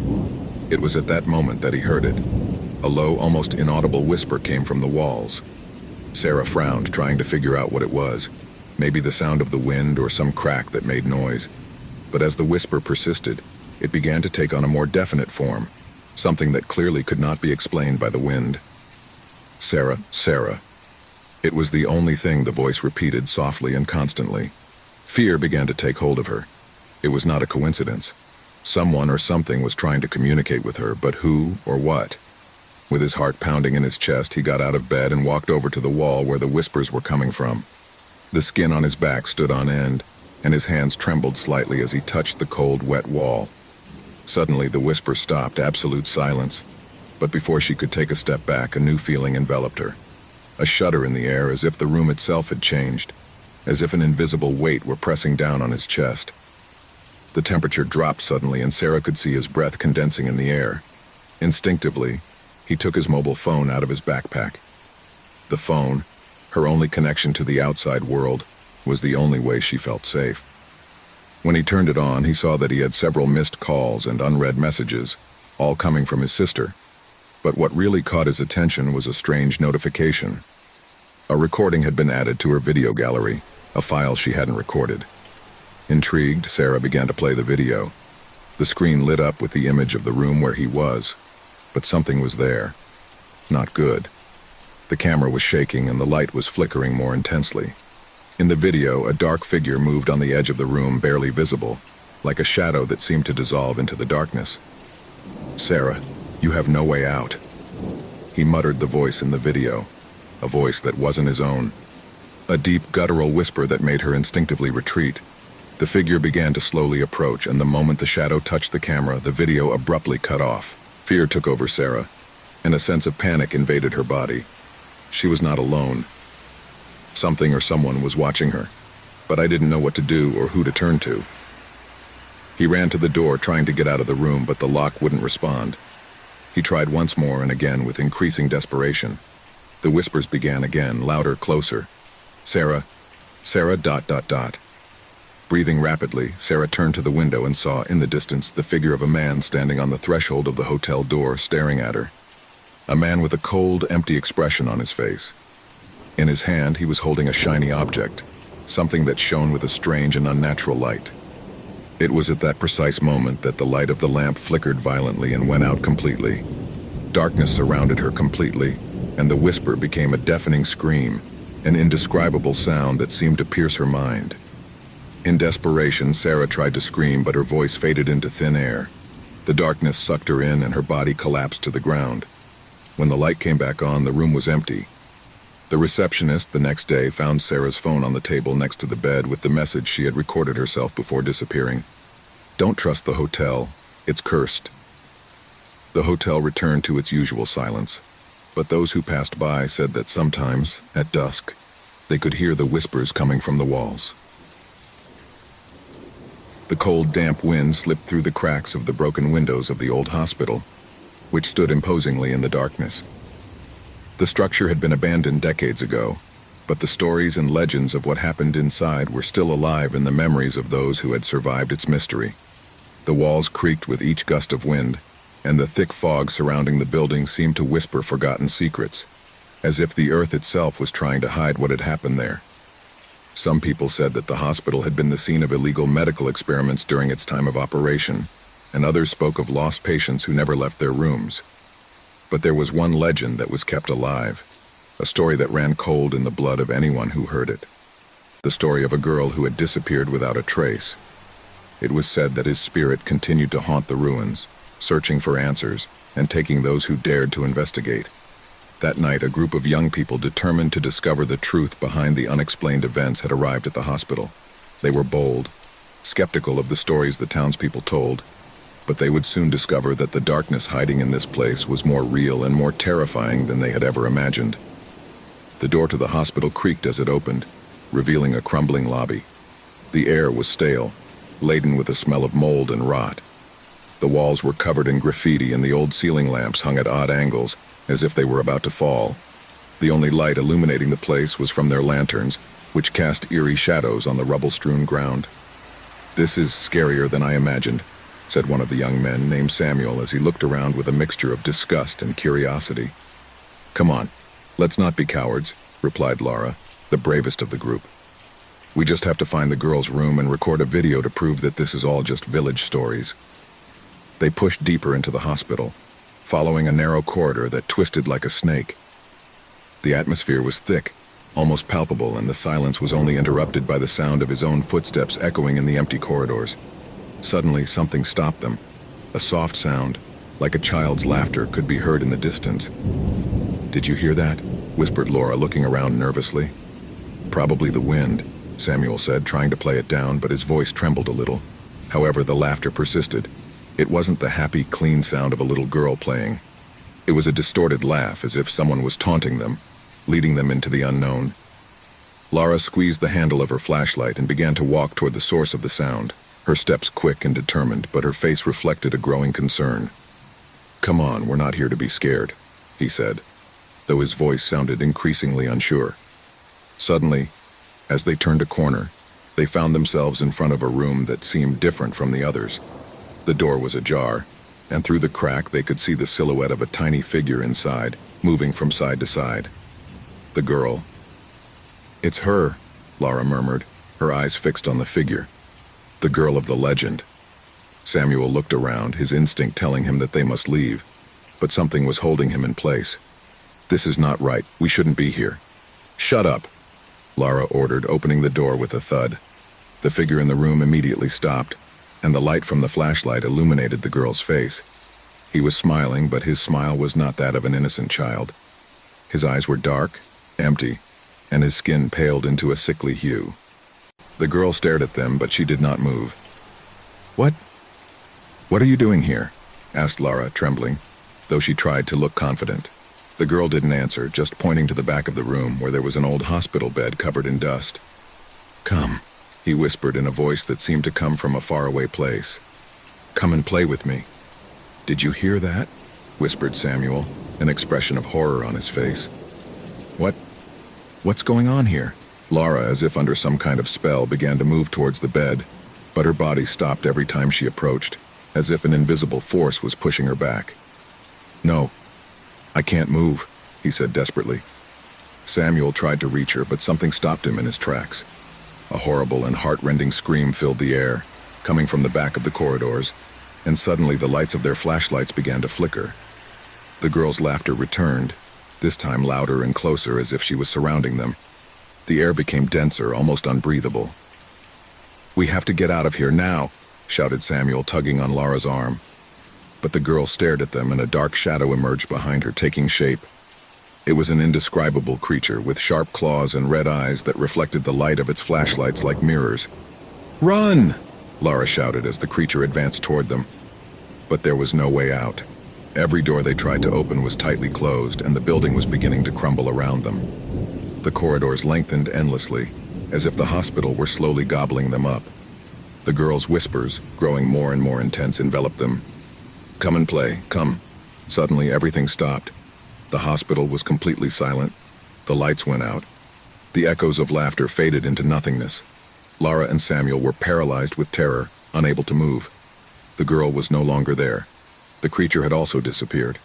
Only darkness remained. The next day, the villagers found the young men's cameras, but not them.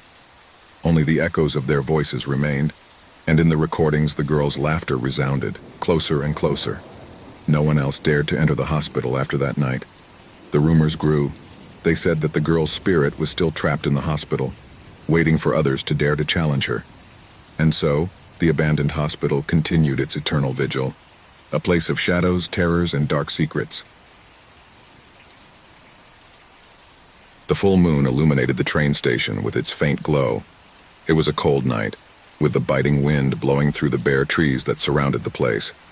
The station was located in a remote and forgotten part of the country, a place where time seemed to have stopped. No one in the vicinity would dare to cross the track at that hour, and few dared to wait for a train so late at night.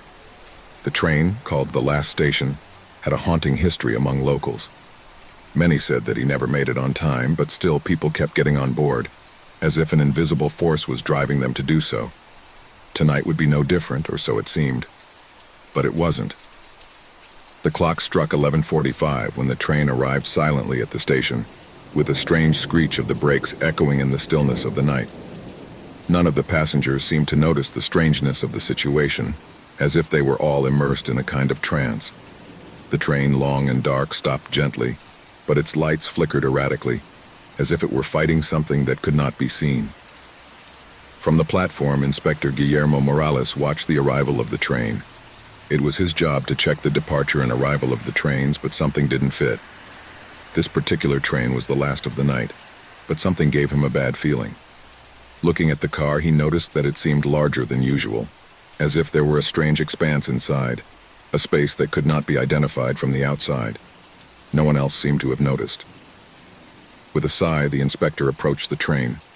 The few passengers who got on and off the carriages did not look around, they only made their way quickly inside. There was something about their faces that made him uncomfortable. Empty, alien, as if they were under a spell. The faces of the travelers did not reflect any emotion. There were no children playing or conversations between adults, only silence and an overwhelming coldness. Morales looked away, uncomfortable, and went to the control booth. The train left at the appointed time, and there was a feeling at the station that something was about to happen, but it was still too early to tell. Hours later, at the stroke of dawn, the destination station, located in a distant town, tried to verify the arrival of the train. The station's clock read 3 a.m. when the phone began ringing. The destination station operator, a woman named Beatrice, picked up the receiver, ready to receive the usual night train report. But on the other end of the line, Inspector Morales' voice froze his blood. "There is no trace of the train. He didn't come, Beatrice. No one has seen anything." Beatrice was silent. At the destination station, everything seemed normal. The clear sky and the stillness of the early morning seemed to indicate that nothing out of the ordinary would happen that night. However, doubt settled in his mind. This train, like all the others, had departed from the remote station at its exact time. Where was it? "Have you checked everything, Morales?"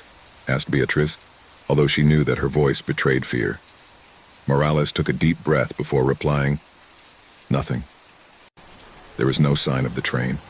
The only thing I know is that the train keeps passing through the stations, but it doesn't stop. He doesn't stop at any of them." Beatrice felt a chill run down her spine. What was happening?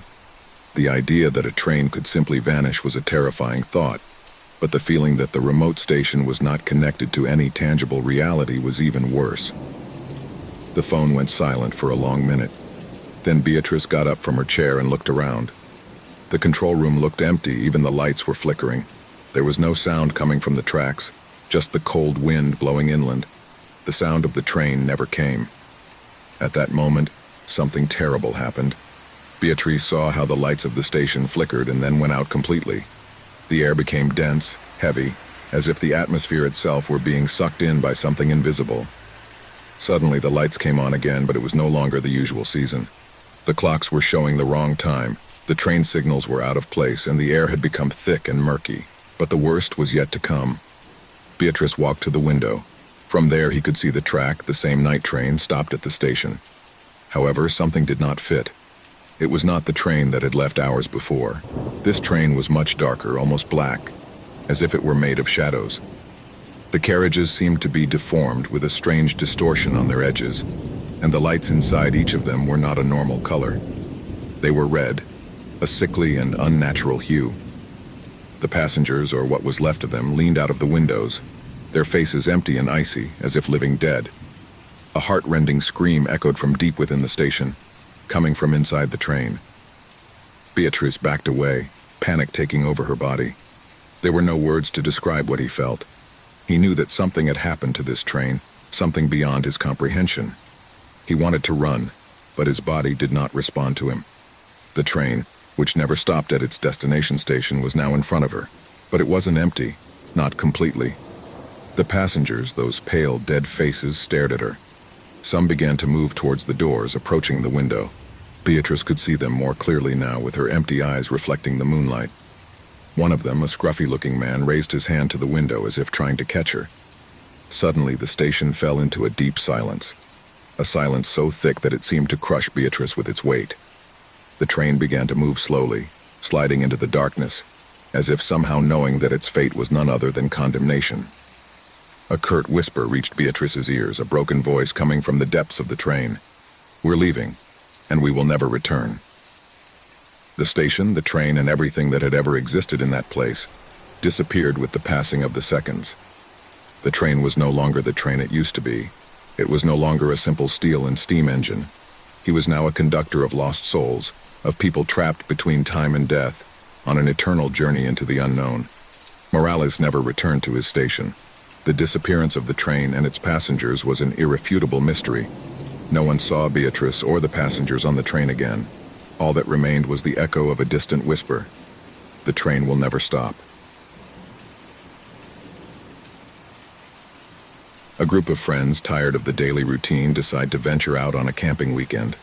They sought to get away from the noise of the city, disconnect from technology, and enjoy nature.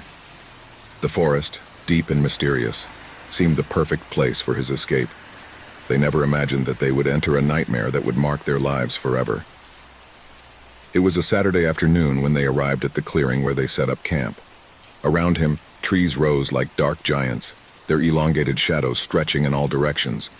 The atmosphere was dense, almost oppressive, as if the forest itself were watching his every move. However, in their enthusiasm for adventure, they didn't pay too much attention to the warning signs emanating from the place. After settling in, they decided to explore the forest. They entered a path that seemed to take them even deeper into the heart of the forest. As they walked, the lushness of the place became more unsettling, as if the vegetation enveloped them and hid them from the outside world. Soon they came to a small cabin that seemed to have been there for decades, covered in moss and with broken windows. The atmosphere was gloomy and decadent. "Should we go in?" asked Laura, the most fearful of the group. Everyone looked at her, but no one answered immediately. The place exuded a sense of abandonment and mystery, and despite the latent fear, a strange curiosity pushed them to approach. They decided to go in. The door creaked as it opened, and a heavy, stale air greeted them. Inside, darkness seemed to embrace everything around him. Dust covered every surface, and the air was thick, as if time itself had stopped within those walls. However, there were no signs of life. No animal, no sound, just an absolute silence that was more terrifying than any noise. "What happened here?" muttered Tomas, the most adventurous of the group. He looked around, looking for clues that explained the abandonment of that place, but he found nothing that gave answers. Then, something caught his attention. A strange dark spot on the ground, as if something or someone had crawled there. He couldn't help but feel a growing uneasiness. The group began to explore more cautiously. They walked through the rooms, each one more somber than the last, but there was nothing out of the ordinary, except for an uncomfortable feeling that was intensifying. That's when Emily, the most outgoing of the group, heard something. A whisper, as if someone were muttering his name in the distance. His eyes widened and a wave of fear swept through his body. "Did you hear it?" he asked, trembling. The others looked around, but there was nothing, only the sepulchral silence. However, that unsettling feeling did not go away. Suddenly, as they explored the upper floor, a heart-rending scream broke the silence. It was Tomas's cry. They quickly ran to the source of the sound, but when they arrived, Tomas was gone.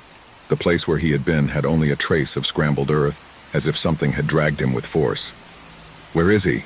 shouted Laura, her voice filled with panic. The others didn't know what to think. Had it been an accident? Or was something much more sinister going on? Desperate, they began to search for Thomas, calling out to him, but the cabin seemed to offer no answer. The hours passed without finding any clues, but something else was happening. The air, once charged with stillness, now seemed to move, as if something invisible were watching them. Each sound seemed amplified, and the tension grew in each of them. As the night wore on, a sense of paranoia gripped the group. Fear turned to terror.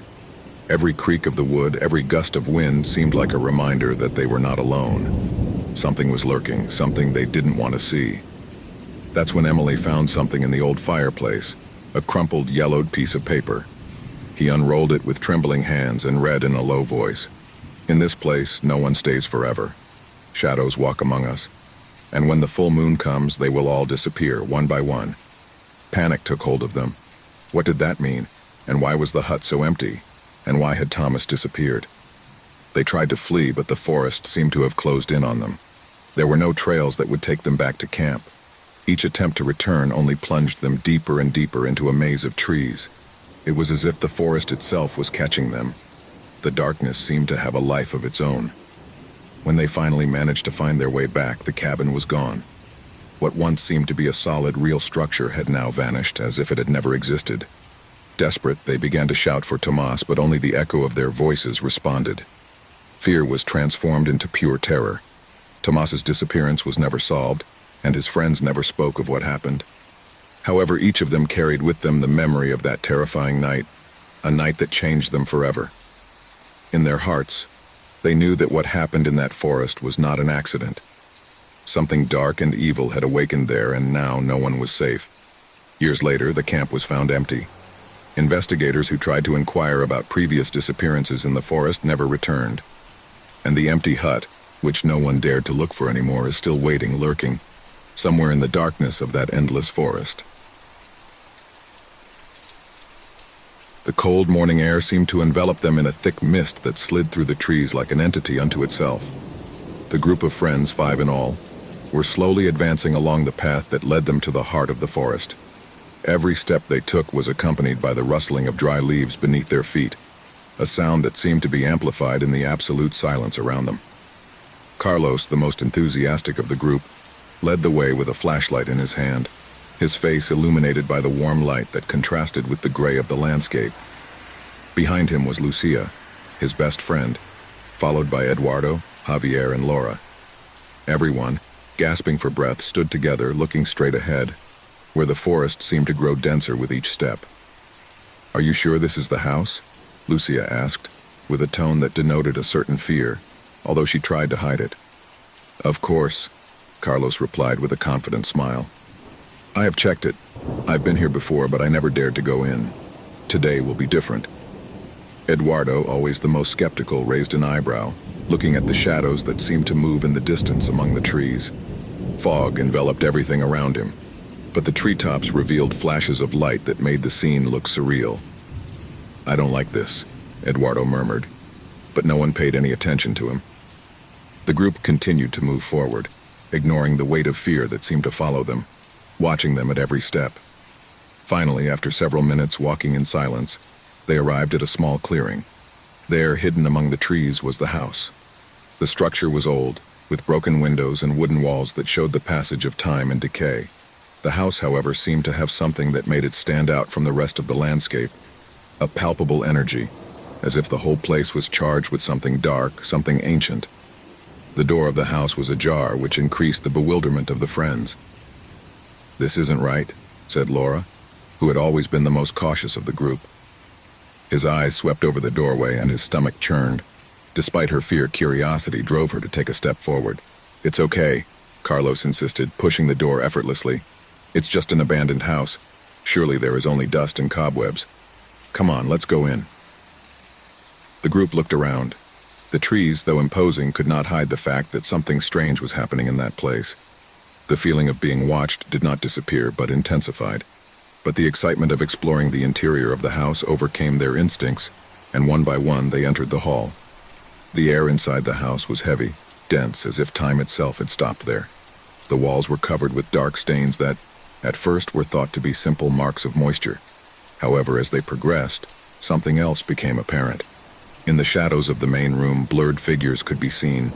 as if they were watching them from the corners waiting. Carlos turned off the lantern and, with an expression that tried to hide his discomfort, whispered, "Let's explore a little more. Surely there is nothing." At first all seemed calm, though a sense of uneasiness hung over them. Every step echoed in the void, and the echo of their voices was lost in the heavy air. But soon, a series of strange noises began to fill everything. A crunch here, a whisper there. Lucy shuddered and looked at the others, trying to see their faces, but the darkness had completely enveloped them. Eduardo took out his mobile phone to use the flashlight, but the screen flickered before turning off completely. "What the hell?" Eduardo growled, rubbing his eyes as if trying to clear the fog from his mind. It was then that a sound coming from the upper floor broke the absolute silence. A dull thud followed by something that seemed to be dragging on the floor. Lucia, visibly pale, gritted her teeth. "I don't like this," he said in a trembling voice. "There's something about this house, something that's not right." Carlos ignored her and began to climb the stairs, determined to explore. With each step, the sound of the creaking of the old wooden floor became more and more unbearable. Javier and Laura followed him closely, with fear marking his every move. Edward, for his part, remained in the hall, looking nervously at the shadows that stretched on the walls. Fear overwhelmed him, but he did not want to be the first to abandon the expedition. Upon reaching the second floor, the group found themselves in a long hallway, where open doors gave way to empty rooms. However, something else caught his attention. A room at the end of the hallway was closed with a rusty door that seemed to have remained intact despite the years. Curiosity, mixed with the growing sense of dread, pushed them closer. When they opened the door, an icy air enveloped them, as if time had frozen at that very moment. Inside, an ancient full-length mirror reflected their distorted images, as if they were seeing something that didn't belong there. Lucia's eyes widened as she saw a shadowy figure reflected in the glass. But when she turned, there was nothing behind her. The silence became absolute. The fear grew, and the shadow seemed to stretch all over the room, as if somehow the house itself wanted to devour them. "It's time to go," Eduardo said, his voice firm but nervous. He had had enough. However, before he could take a step back, the door slammed shut, leaving them trapped inside. The light from their flashlights flickered, and the sound of something heavy creeping in again was heard louder. Suddenly, an evil presence became apparent. Something ancient and powerful had been waiting, watching, and now at last it had decided to show itself. The air became denser, and the darkness around them began to come alive. A dull scream could be heard in the distance, the sound of something that was not human, something that had been part of that house long before they arrived. The walls seemed to shrink, the house creaked, and friends began to feel the pressure on their breasts, as if they were being crushed by an invisible force. The echoes of the screams began to multiply, and the feeling of panic took hold of everyone. A gasp escaped Javier's throat, and he collapsed to the ground. Lucia, terrified, tried to open the door, but her trembling hands could do nothing. A shadowy figure appeared in front of them, a tall, dark silhouette with empty eyes that reflected a darkness much deeper than the night itself. The evil that inhabited the house was there, manifesting itself in a tangible form, ready to reclaim what belonged to it. Carlos, trembling with fear, cried out, "Run!" But the figure's voice was louder, a deep, unnatural whisper creeping into their minds. "There is no escape. This is what belongs to me." Terror began to dominate everything. With no way out, no hope, the group of friends watched as the figure advanced towards them, absorbing the light of their lanterns, devouring their heat. The darkness swallowed everything. The house, old and cursed, had made its final claim. And in that last moment, the screams were absorbed by the house as if they had never existed. The story of the house in the woods ended there, with darkness as the only witness. Whitehaven Island, a small, isolated piece of land in the middle of the murky waters of the North Sea, had been a mystery for years. For a long time, the few inhabitants who remained on its shores lived a quiet life, without much contact with the rest of the world. The island, though small and modest, was steeped in ancient history, full of secrets buried under layers of land forgotten by time. But all that changed on a gray autumn afternoon when a group of tourists, in their eagerness to know the place and its mysteries, decided to venture on the island without knowing what awaited them. The group never returned. Local authorities, alarmed by the unexplained disappearance, sent several expeditions in search of the tourists, but never found a trace of their presence. Weeks turned into months, months into years, and the case of the missing from Whitehaven went from front-page news to a story forgotten by most. No one knew what had happened on the island. However, the rumors did not stop. 5 years after the group's demise, things began to change. Stories were whispered among the locals of strange sightings and unexplained occurrences. Bright lights on the darkest nights, shadows moving through the trees, and unmistakable voices in the breeze that seemed to carry echoes of something lost.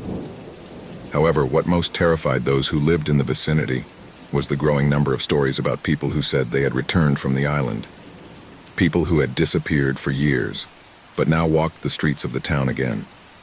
At first, people thought they were simple coincidences, but as time progressed, the stories became more disturbing. No one seemed to be able to explain the return of the disappeared, let alone the strange behaviors exhibited by those who claimed to have returned. Many people were skeptical, but those who met these people soon began to feel a chill running down their spine. The people who returned were not the same. There was something deeply altered in their eyes, something that made them seem different, empty, as if they were living in a parallel reality, completely disconnected from the life they had known before. The whole town began to murmur. No one knew what had happened on Whitehaven Island. No one knew what had changed those tourists who at first seemed to be ordinary people. A sense of fear and distrust took hold of the locals, and those returning from the island could not fit in. There was something inhuman about them, something that couldn't be explained in words. At first, those affected tried to continue with their lives, trying to reintegrate into the village and their former circles. However, over time, their behaviors became more bizarre and puzzling. Some of them were talking about things that no one understood, as if they were repeating the same phrases in a forgotten or unintelligible language. Others were silent, with an empty and disconnected expression, as if they could not remember anything from their previous life. The people close to them were beginning to feel a sense of unease, as if something dark and dangerous was surrounding them. The town's mayor, concerned about the growing number of incidents, called a meeting in the central square. On the night before the meeting, one of the returnees, a woman named Clara, disappeared again without a trace, only to appear at dawn in the center of the village, covered in dirt and with a completely empty expression. The few witnesses who saw her came to an agreement. Something had changed inside her, something deeply disturbing. At the meeting, the villagers were frantically arguing about what to do with those who returned.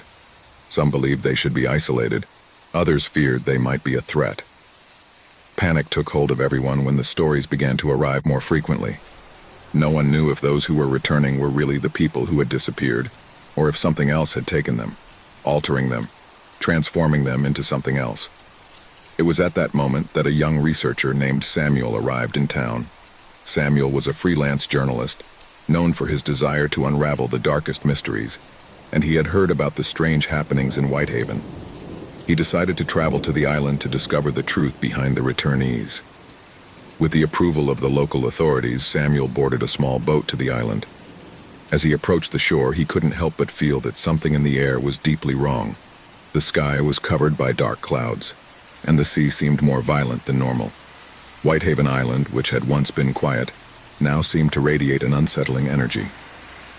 Upon arrival, Samuel began to explore the island. In his first steps, he noticed something strange.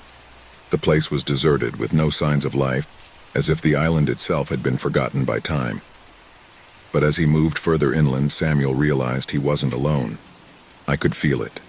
Something was watching his movements, walking among the trees and moss-covered rocks.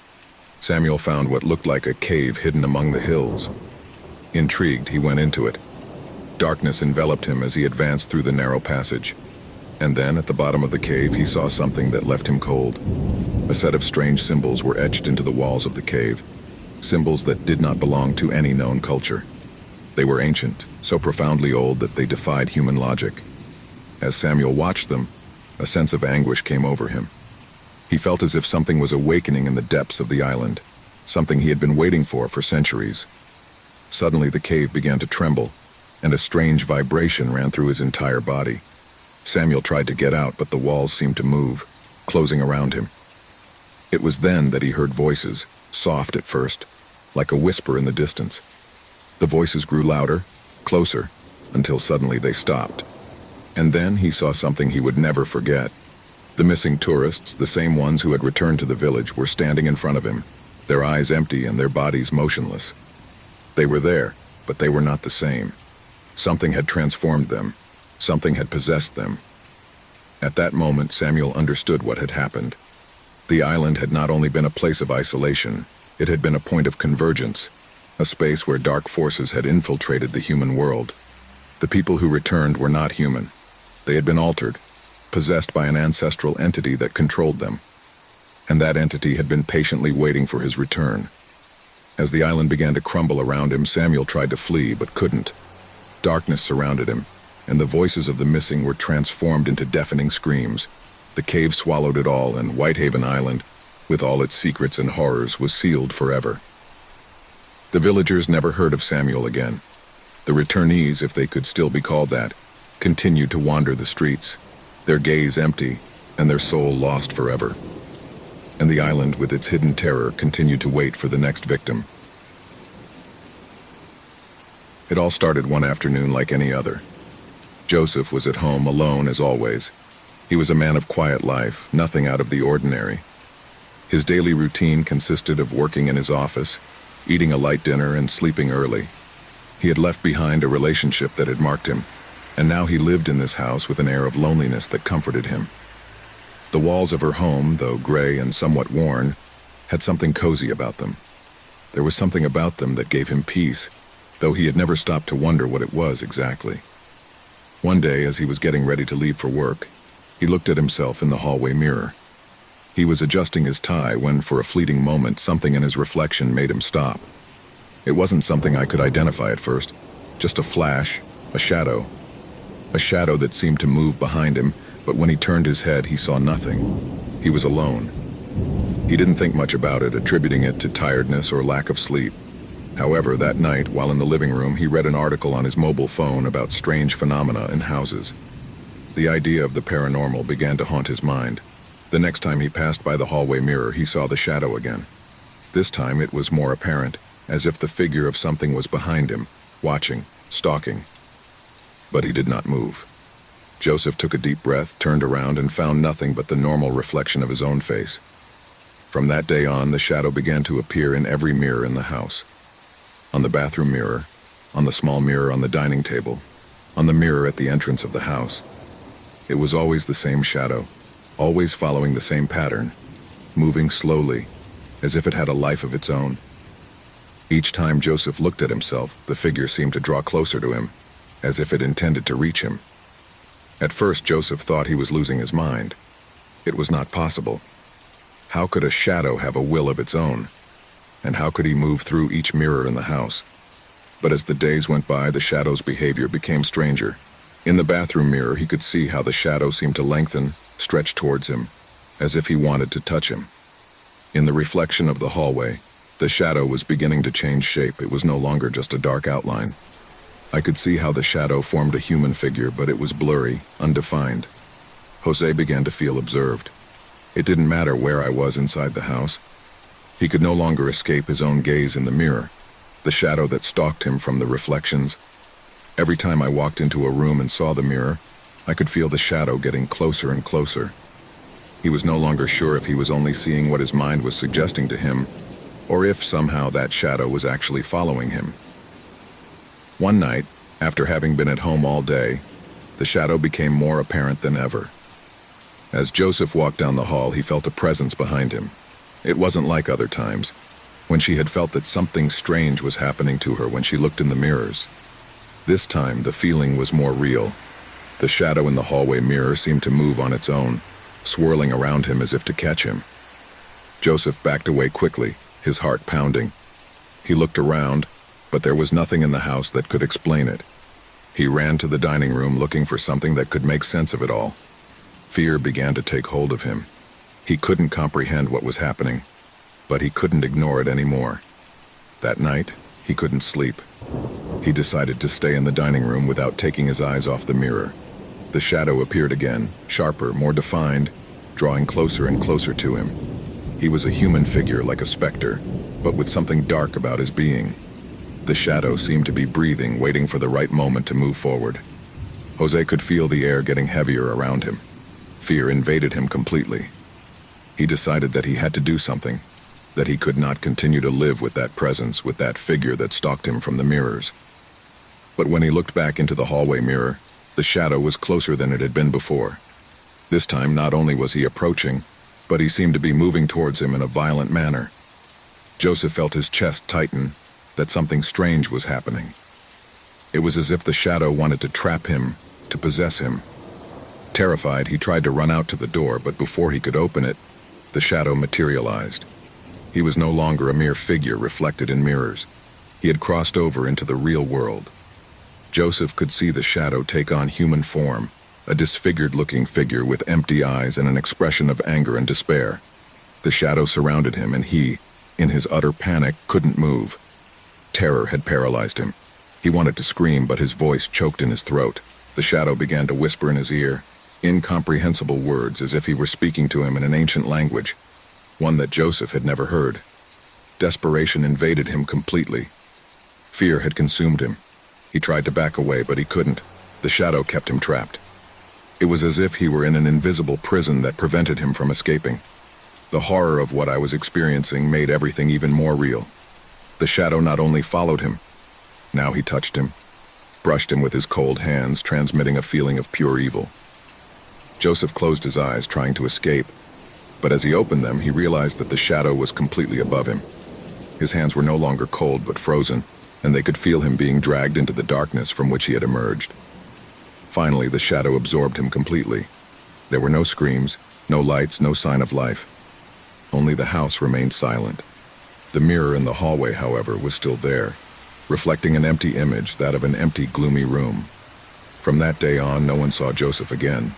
The house remained intact, but the mirrors never reflected the same again. In the hallway where Joseph had been trapped, the reflections were beginning to show a new figure, a shadow that moved slowly, waiting to be seen by the next one who dared to approach the mirror. The curse of reflection continued. In that home now there was only the echo of a dark presence silently waiting for the next victim to fall under its influence. No one knows what really happened to Joseph. What is clear is that, from that moment on, the shadows in the mirrors would never again be something innocent. Because sometimes what the glass reflects is not just a reflection, but something much more terrifying, something that can no longer be discarded by the human eye. The house was quiet, as was to be expected at that time of night. A deep, almost oppressive silence that invaded every corner of the house. Joseph was in his bed, staring at the ceiling, unable to sleep. Since his wife, Anna, had died, everything had changed. The house was no longer the same, and the emptiness left by it was unbearable. Everything in her life seemed to have a gray tinge, a sense of loss that couldn't be dissipated, no matter how hard she tried. Every night in her bed, she felt that something was missing, something that she could never recover. That night, however, the air was different, heavier. The clock struck 3 o'clock in the morning, and Jose still couldn't find comfort. Suddenly, the phone began to ring, interrupting the stillness. It was an unusual sound in the house, as rarely did anyone call him at that hour. The sound of the ringing of the call was almost deafening in the silence, as if it was marked by some kind of foreshadowing. Jose, confused and somewhat frightened, sat up on the bed and looked at the phone. He didn't recognize the number on the screen, but something inside him made him feel like he had to answer. Maybe he thought it was a mistake, some kind of joke from someone playing on his pain, but the truth was that he was too curious and at the same time scared to ignore the call. Breathing heavily, he picked up the phone. "Hello," he said, his voice trembling, hardly knowing why he said it. At first, there was only absolute silence, as deep as there was in the house. Joseph frowned, wondering if it was a joke, until he heard a soft breath as if someone was on the other end of the line. A familiar breath, but one that I did not fully recognize. It was trembling, somewhat broken breathing, as if she were struggling to stay calm.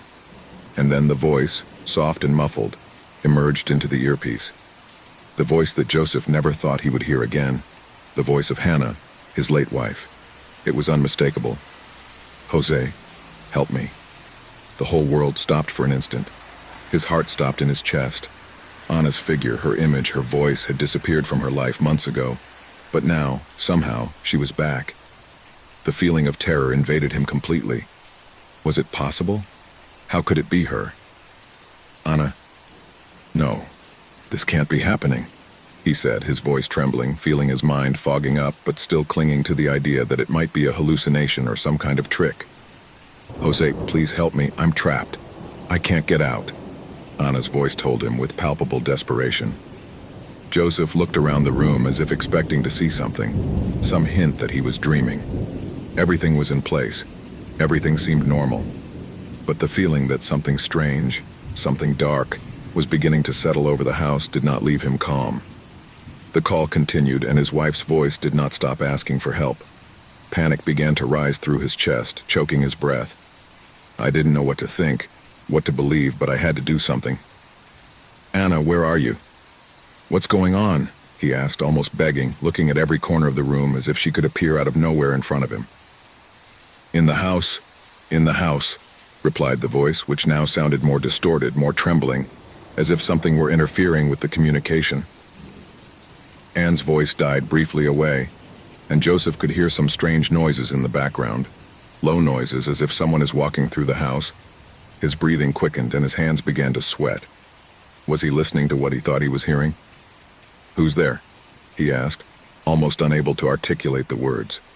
The response was a low laugh, a deep, malevolent sound that chilled Joseph's blood. It was a laugh that didn't belong to his wife, but to something else, something he couldn't understand, something that had no form. A shiver ran down his spine. The phone began to emit a series of strange sounds as if the call was being interfered with by something else, and then the voice returned, but now it was much deeper, more ominous. Jose. Don't go. Don't go. The warning only intensified the fear in his chest. Something was wrong. Something dark and sinister had taken the place where he had previously lived with Anna. Joseph got out of bed, the phone still pressed to his ear, and with slow steps, began to walk toward the bedroom door. The sound of the ringing of the call, the buzzing on the line, followed as a constant reminder that something was wrong. Every step he took toward the door was a struggle, a battle between the fear that built up inside him and the need to understand what was happening.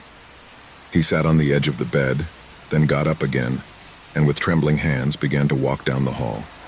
The house was dark, as it always was at that time of night. Every creak of the floor beneath his feet seemed to resonate as a sign that something was lurking in the shadows.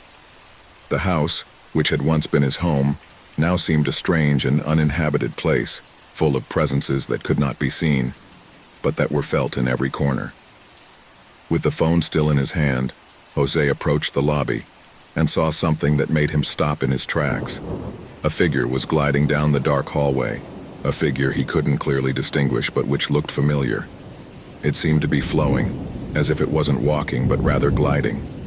He couldn't see his face, but he felt the presence, as if that figure was watching him. Anna, is that you? He said, his voice trembling as if he were looking for some kind of comfort, something that would give meaning to what he was experiencing. The figure paused for a moment and then faded into the darkness. Fear filled Jose's chest, but even with the phone in his hand, he could not take his eyes off the hallway. A loud knock on the front door broke the silence, a sound so loud that it echoed throughout the house. Joseph took a step back, scared, as his mind tried to process everything that was happening. He slowly approached the door, his breathing being the only thing he could hear. When he reached the door, an icy cold ran through his skin, and a shudder shook him completely. He opened the door cautiously, but there was no one on the other side. Nothing, just the cold night wind. He looked back into the house, and that's when he saw him. In the hallway, a face that belonged to someone who couldn't be real. It was not Anna's face or anyone he knew. It was something else, something moving towards him, slowly approaching. The face was pale, lifeless, with eyes that seemed empty, but with an expression of despair.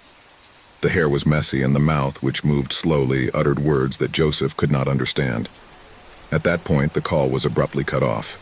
The phone fell from his hands, and he stepped back, staring in horror at the figure fading into the darkness. The house was quiet again. Too much silence. As if everything was suspended in the air, waiting for something else to happen. Joseph, paralyzed by fear, did not know what to do. Was his mind playing a cruel joke on him? Was it a dream? No, what I was experiencing could not be real. but the feeling that something dark had invaded her home was so strong that she couldn't ignore it. He felt a cold presence, the feeling that he was not alone, and at that moment he understood everything. The call, the figure, the voice of Anna. She hadn't been asking for help. She had been a warning. The house was now being occupied by something else, something that should not be there. The door to the hall slammed shut. The lights flickered and went out. Joseph looked around, completely surrounded by darkness. He was no longer alone. The icy desert wind blew hard, pushing the sand dunes into the darkest corners of the earth. The expedition of archaeologists had reached the end of their search, but none of them was prepared for what was about to be discovered. The mist kicked up by the wind hid what looked like a giant rock, but as it approached, a peculiar shape began to emerge before the team's eyes. Something buried, but visible, as if it were waiting to be found. The lead archaeologist, Marco Ruiz, was a man of great experience, but even he felt uncomfortable seeing that hidden tomb. It was unlike anything he had encountered in his career. The stone was marked by an inscription in an ancient language, one that he could not decipher but which somehow seemed to him close. The lines of the inscription formed enigmatic patterns that seemed to move, as if they took on a life of their own with the light of the lanterns. This is not in any of the registers, Marco said, his voice trembling with fascination and unease. This is something we've never seen before. The team began digging around the tomb. No one questioned what they felt because they were all too engrossed in the wonder of the find. But something in the air began to change, an invisible tension enveloping them as they dug up the lid of the tomb. The shadow seemed to lengthen with each blow, and the air grew thicker. However, the most terrifying moment came when finally, after hours of work, the sarcophagus was uncovered. When he opened it, a thick mist shot out from inside the tomb. It was a cold, almost gelatinous air that permeated his lungs instantly. None of them had ever seen anything like it before. Marco, driven by his own curiosity, reached out and touched the object that rested inside the tomb. Instantly, a wave of vision swept over him. The visions. The vision dragged him into total darkness. In the middle of it, there was an ancient and devastated city. The streets were empty, desolate, covered with dust. There were distant screams, murmurs echoing from the crumbling walls. Marco could not understand what he saw, but terror invaded him. He saw figures crawling among the ruins, diffuse shadows, as if they were beings caught in an endless cycle. Suddenly, one of those shadows approached him. The form was human, but with the skin covered in scars that seemed to be alive, pulsating as if something inside it was struggling to come out. His eyes were two pits of darkness, and a raspy voice murmured something that Marco didn't understand, but that froze him inside. Then the vision faded, but the images lingered in his mind.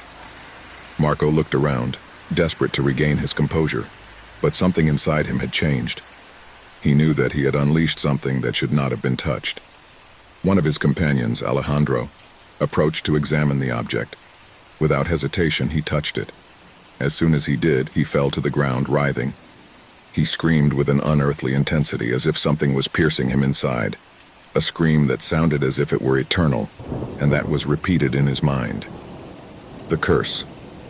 With each passing moment, the curse began to seep into the lives of the expedition members. The days that followed were marked by strange events. Those who stood near the tomb began to experience episodes of unexplained terror. Some saw visions of the future, other times, memories of the past that they had never lived. They were all caught up in their own fears and heartaches, as if each was being haunted by something they could not escape. Marco began to lose control. At night, he saw shadows sliding down the walls of his tent. He felt the cold, clammy hands of someone touching him in the dark. He heard whispers calling his name, voices asking him to undo what he had started. But he was doing it in a language he had never heard before. Worst of all, the shadows resembled the figures he had seen in the tomb, as if those entities were watching his every move. Each of the members of the expedition began to suffer the same. Alejandro could no longer sleep without screaming. Sarah, another of the archaeologists, saw her reflection in a pond, and when she looked at herself, she saw that her face was aged, her eyes empty, as if she had lived a whole life in seconds. The vision disappeared when he stepped away from the water, but the feeling of having seen his future remained. The terror began to overflow when stranger phenomena began to occur. In the middle of the night, everyone woke up feeling bitterly cold. The tomb, despite having closed, seemed to be emanating something, as if it were alive. The team members began to have vivid nightmares, all related to the vision of the desolate city, but more intense, more real. It seemed as if somehow the past was merging with the present. One night, Marco woke up suddenly, feeling a cold presence beside him. As he opened his eyes, he saw a being staring at him from the corner of his tent, a disfigured figure with glowing red eyes, watching him in silence. Fear paralyzed him, unable to move. The figure slowly stretched out his hand towards him, and Marco felt the heavy air almost as if he could touch it. The light from his flashlight flickered before going out completely, and in the darkness, he heard the murmur of voices intensifying. They were voices of despair, voices of the future, of the past, of all who had ever stood near the unmarked grave. Marco finally got up, but as he did so, he saw that his companions were no longer in the tent. The feeling of emptiness was overwhelming, as if everything I had ever known was fading away. The few survivors attempted to leave the site, but the curse had already spread beyond the camp's borders.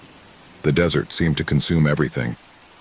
Marco, exhausted and on the verge of madness, tried to reach a safe place, but the tomb had marked him forever. Finally, Marco found a way to break the cycle. He had to seal the sarcophagus again, close it forever. But in doing so, the vision that had tormented him for so long caught up with him for the last time. The ruined city awaited him, and with it the end he had unleashed. The moment he closed the sarcophagus, the future began to fade, and silence reigned. The tomb, however, would never disappear. The curse would remain, waiting for whoever would discover it again.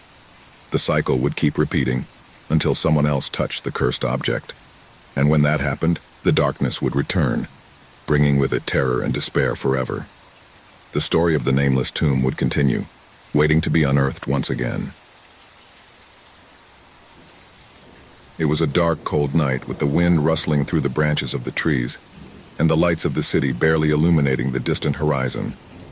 The journalist, Samuel Lopez, was prepared for what he hoped would be one more story in his career. He had covered stories of all kinds, from political scandals to crime events, but nothing had prepared him for what he was going to experience that night in the old San Antonio asylum. This place, abandoned more than 3 decades ago, was known in the city for the strange disappearances that occurred at the end of the 70s. For years, it was rumored that patients at the asylum had disappeared without a trace. No one knew what exactly had happened, but the stories circulating spoke of shadows, murmurs in the hallways, and inexplicable presences. Samuel had heard of all these legends, but to him, none of it was anything more than superstitions. He wasn't afraid, but he couldn't deny that something about the atmosphere that night made him uncomfortable. With his flashlight in hand, he advanced through the neglected garden of the asylum.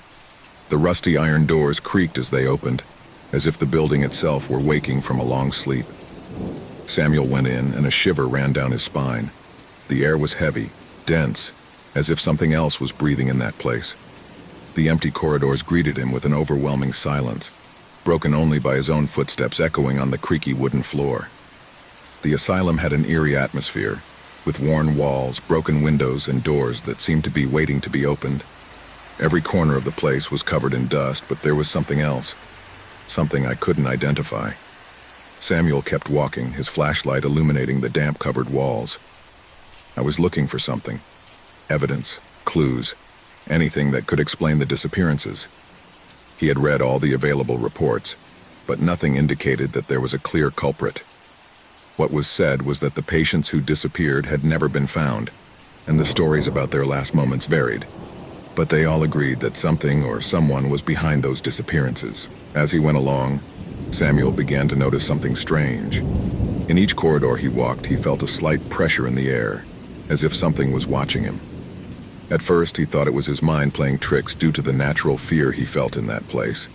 But soon the sensations became more intense. The sound of his own footsteps began to distort, as if something else was walking beside him, even though no one was around. Suddenly, he stopped in his tracks. His breathing accelerated and his heart began to pound. In the darkness, something was moving. A soft, almost imperceptible whisper reached his ear, something like a, "Go away." But when he turned to look, there was nothing. The flashlight trembled in his hand, but his mind remained steady. He told himself that he must continue. that he was an experienced journalist and that nothing could scare him. However, as he made his way through the corridors of the asylum, things began to get worse. The air grew denser and darkness closed in around him. Every time he turned a corner, he felt that something was following him, something sliding behind him, barely perceptible. Each creak of the building seemed more ominous, and the echo of his footsteps was now mingled with inaudible whispers coming from all directions. In one of the rooms he found, an old wooden door opened with a low creak. Samuel pushed her cautiously and went inside. The room was empty, but in one of the corners there was an abandoned wheelchair covered in dust and cobwebs. On an impulse, Samuel approached her, moving her slightly. It was then that he saw it. A shadow, dark and elongated, slid down the wall, moving rapidly. Samuel watched her, paralyzed. It wasn't a shadow cast by his flashlight, but something else, something he couldn't identify, but which filled him with a visceral terror. A shudder ran through his body. The air seemed to become even heavier, and a pressure in his chest made him breathe heavily. The feeling of being watched intensified. He turned toward the door, but it slammed shut, echoing throughout the building. Samuel tried to open it, but it was locked. Something or someone was catching him in that place. Suddenly he heard footsteps behind him, soft but steady, getting closer and closer. He turned around, but there was nothing. Only the darkness and his breath that resounded in his ears. However, the steps continued. The sound was clear and close. It was not his imagination.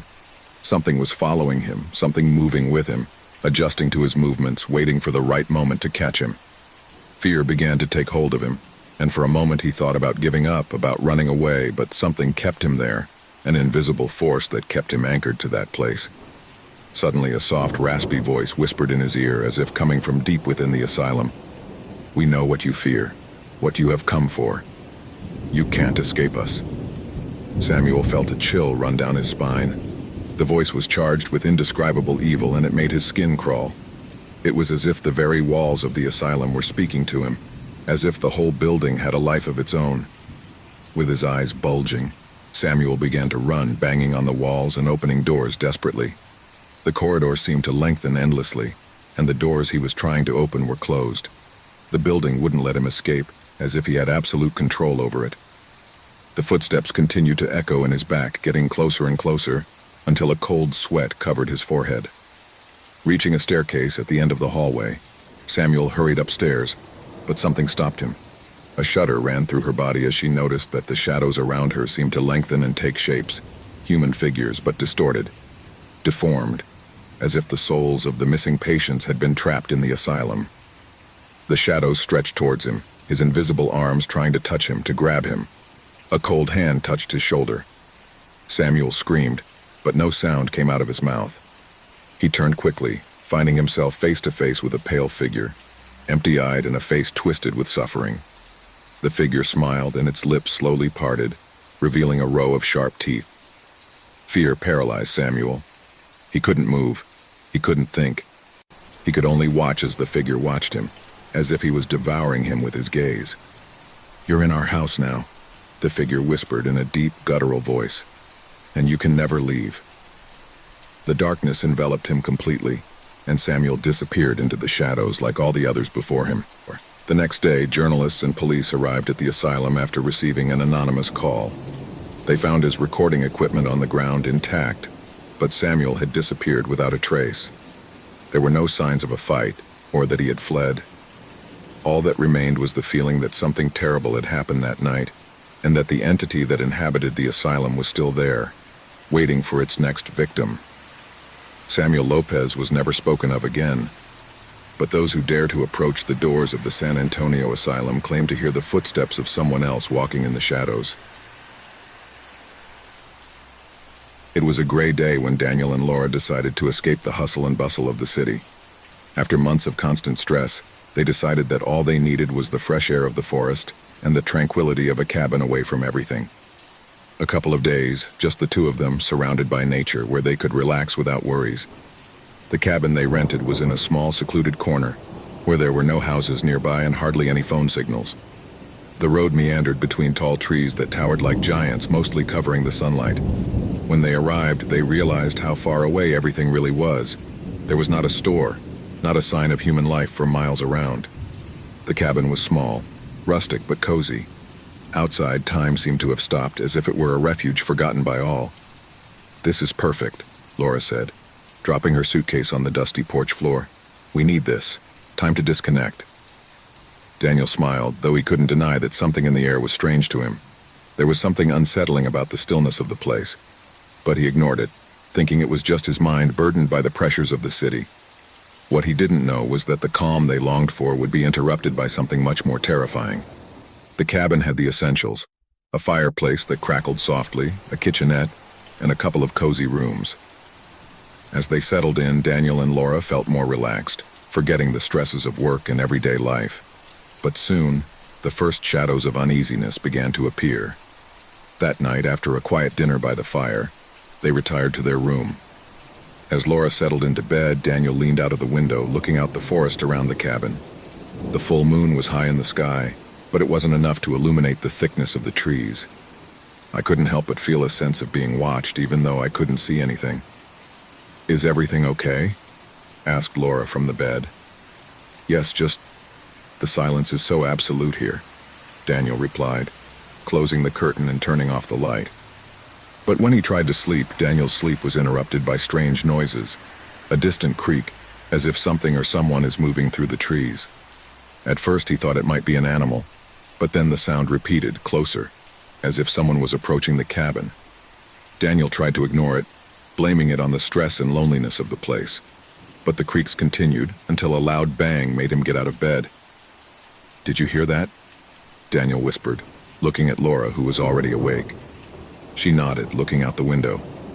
"Yes, as if someone is nearby. Should we go and look?" "Number. Let's better stay here and check tomorrow. It's very dark outside." Laura wasn't so sure. Something in the air kept her alert, but she trusted Daniel and the cabin was safe, or so she thought. The next morning, they didn't mention the noises of the night. The light of day brought with it a false sense of security. They decided to take a walk in the woods, exploring the surroundings. As they walked, Daniel felt the strange sensation of being watched again. Every time he turned his head, he saw nothing, but the feeling lingered, as if something was watching them from the shadows of the trees. "I don't know, Laura. This place scares me a little. Perhaps we should have looked for something closer to civilization." "Come on, don't be paranoid. It's just a forest and we're all alone." "There's something soothing about this silence," Laura replied, though she also felt a growing discomfort in her chest. As they moved deeper into the forest, the sound of their footsteps and the breeze moving the leaves of the trees were the only things that broke the silence. But as they advanced, something else began to add tension to the atmosphere. Some branches creaked near them, and when they looked, they saw nothing and no one. "Who else could be here?" muttered Daniel, looking around more nervously. "Don't worry, it's just an animal.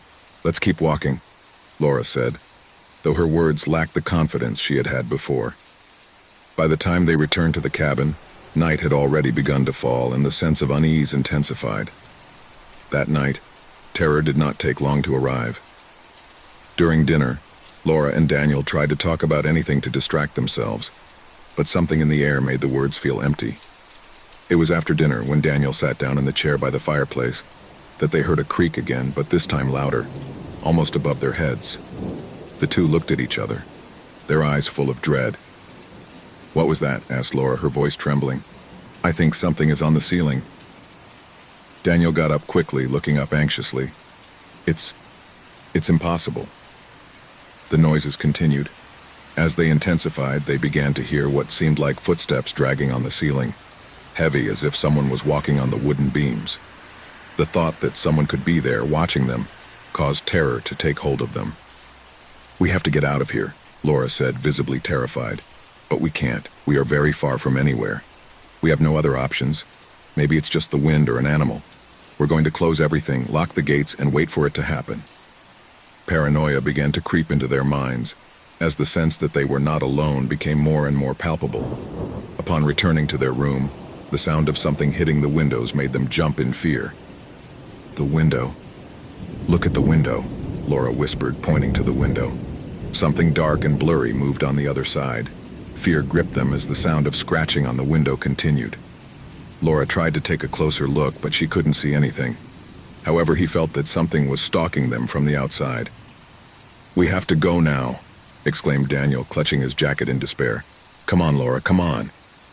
But when they both tried to open the door to escape, something stopped them. The door wouldn't budge. It was sealed from the outside. Panic set in when they discovered they couldn't open the door. They tried with all their might, but the lock seemed to have been locked from the outside. Laura, her face pale, began to breathe rapidly, her mind working at 1,000 miles an hour. Daniel stared at her desperately, trying to find a solution, but all he saw was darkness and the creaking of wood around them. "We can't stay here. Something is not right. What the hell is going on?" said Daniel, sweating and looking anxiously into every corner of the room. Suddenly, the lamplight went out, plunging the room into complete darkness. The creaking of the wood coming from the ceiling now felt closer, as if someone was slowly descending, approaching them.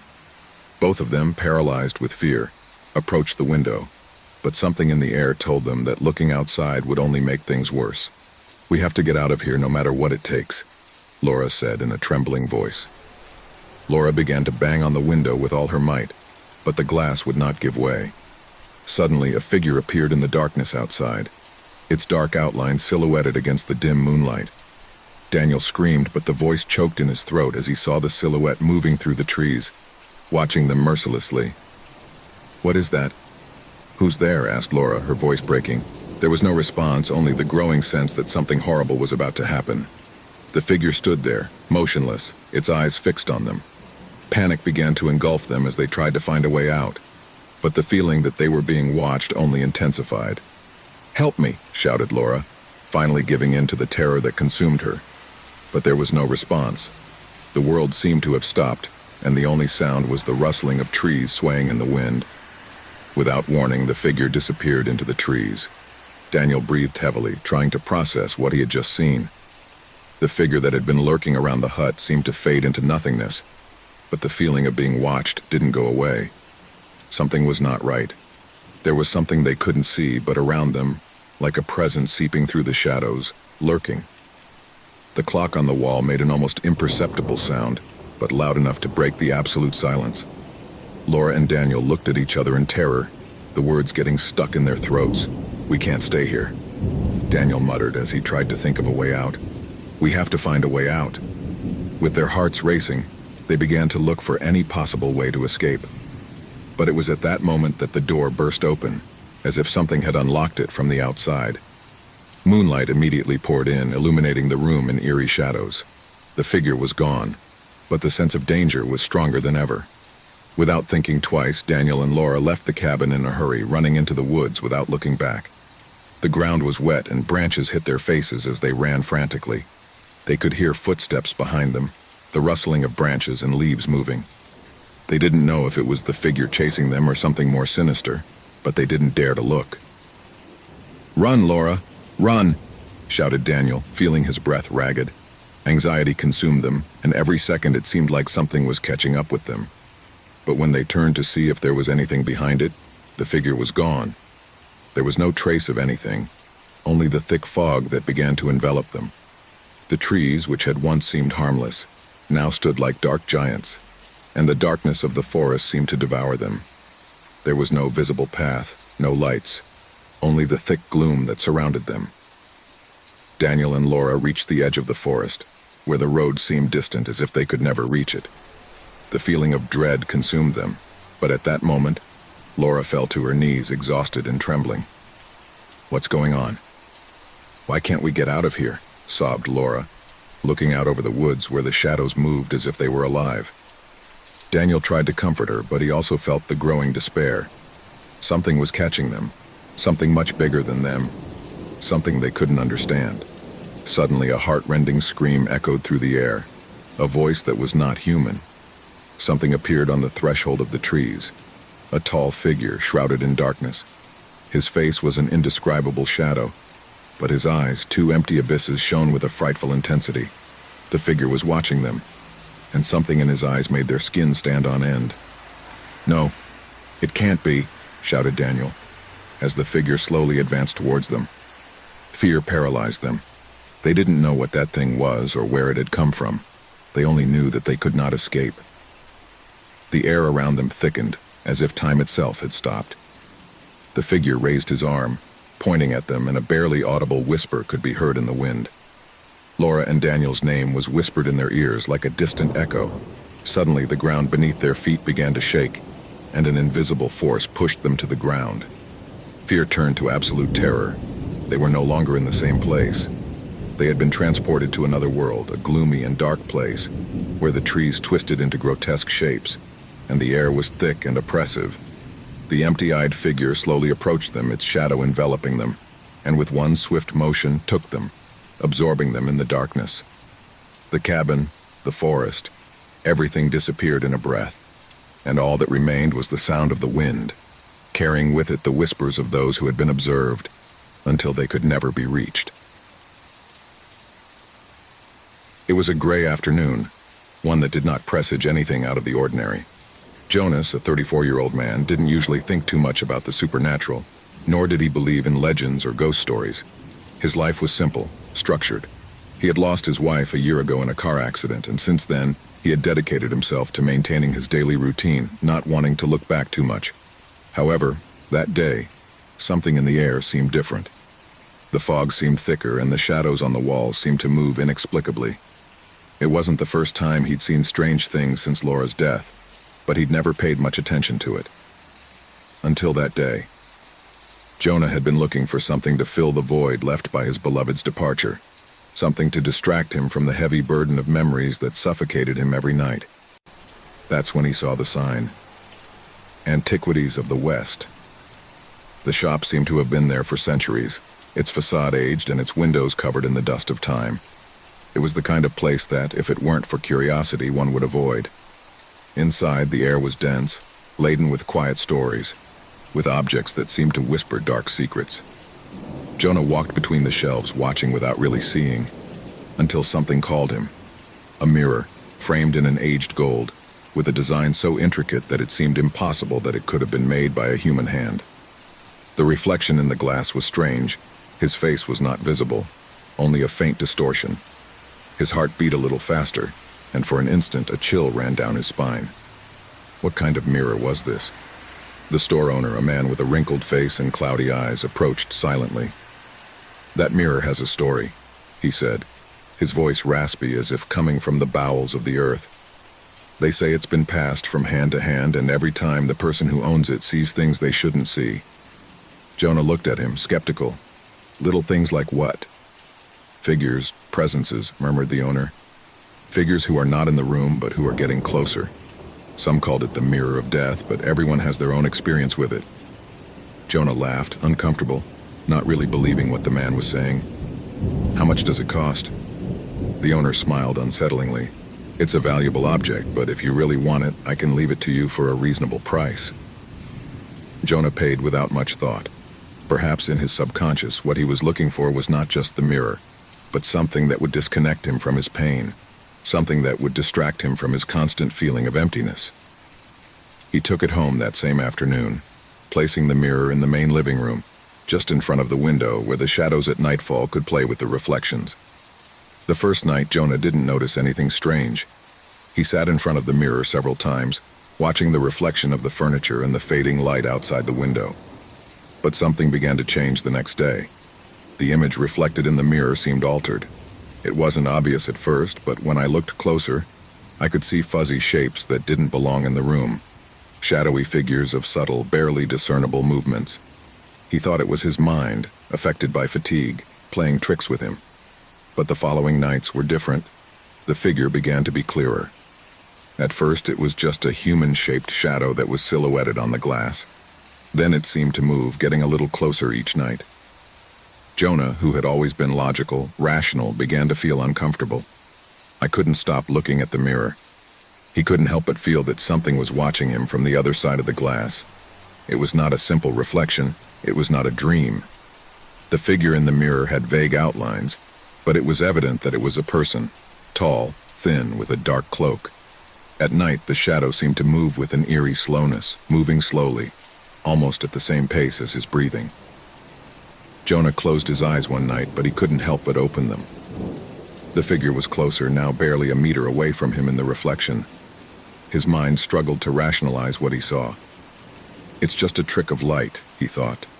but he couldn't look away. There was something in that reflection that held him captive. Panic began to settle in his chest every time he approached that mirror. Why couldn't he get away? Why did he feel that something was drawing him to him, as if he was being called from another world? As the days passed, the figures in the mirror became clearer. He was no longer just a shadow. She was a woman, ethereal-looking, with long hair that seemed to float around her. His eyes, empty with emotion, watched Jonah with an intensity that paralyzed him. Sometimes he could hear whispers, though he couldn't understand the words. They seemed to come from everywhere and yet from nowhere at the same time. It was as if the air itself were impregnated with a cursed prescription. Jonah tried to cover the mirror, but every time he did, he woke up the next day to find it uncovered, as if nothing had happened. The figure in the mirror not only got closer each night, but it seemed more alive, more real. Somehow she knew that he was watching her, that he felt her, and when he looked at him, she would get a step closer. One night, Jonah decided not to sleep. He spent hours staring at the mirror, waiting to see what would happen if he didn't close his eyes. The figure, that spectral woman, began to move quickly. As soon as the clock struck midnight, she began to rise, and Jonah could see his hands reaching out to the glass. The shadow, or whatever it was, touched the mirror and the glass froze. The air became dense, heavy, as if time itself had stopped. Jonah got up in terror and took a step back, but it wasn't enough. Suddenly his body was paralyzed. The contours of the figure in the mirror began to overflow, stretching, taking the form of a human silhouette slowly emerging towards him. The woman in the mirror was no longer just a shadow. I was there, standing in front of him, as if I had gone through reality itself. What are you?" Jonah managed to whisper, his lips dry. The woman did not answer, but raised her hand. An absolute cold ran through his body. His vision began to blur. Suddenly, Jonah understood. The mirror didn't just show reflections, it was a portal.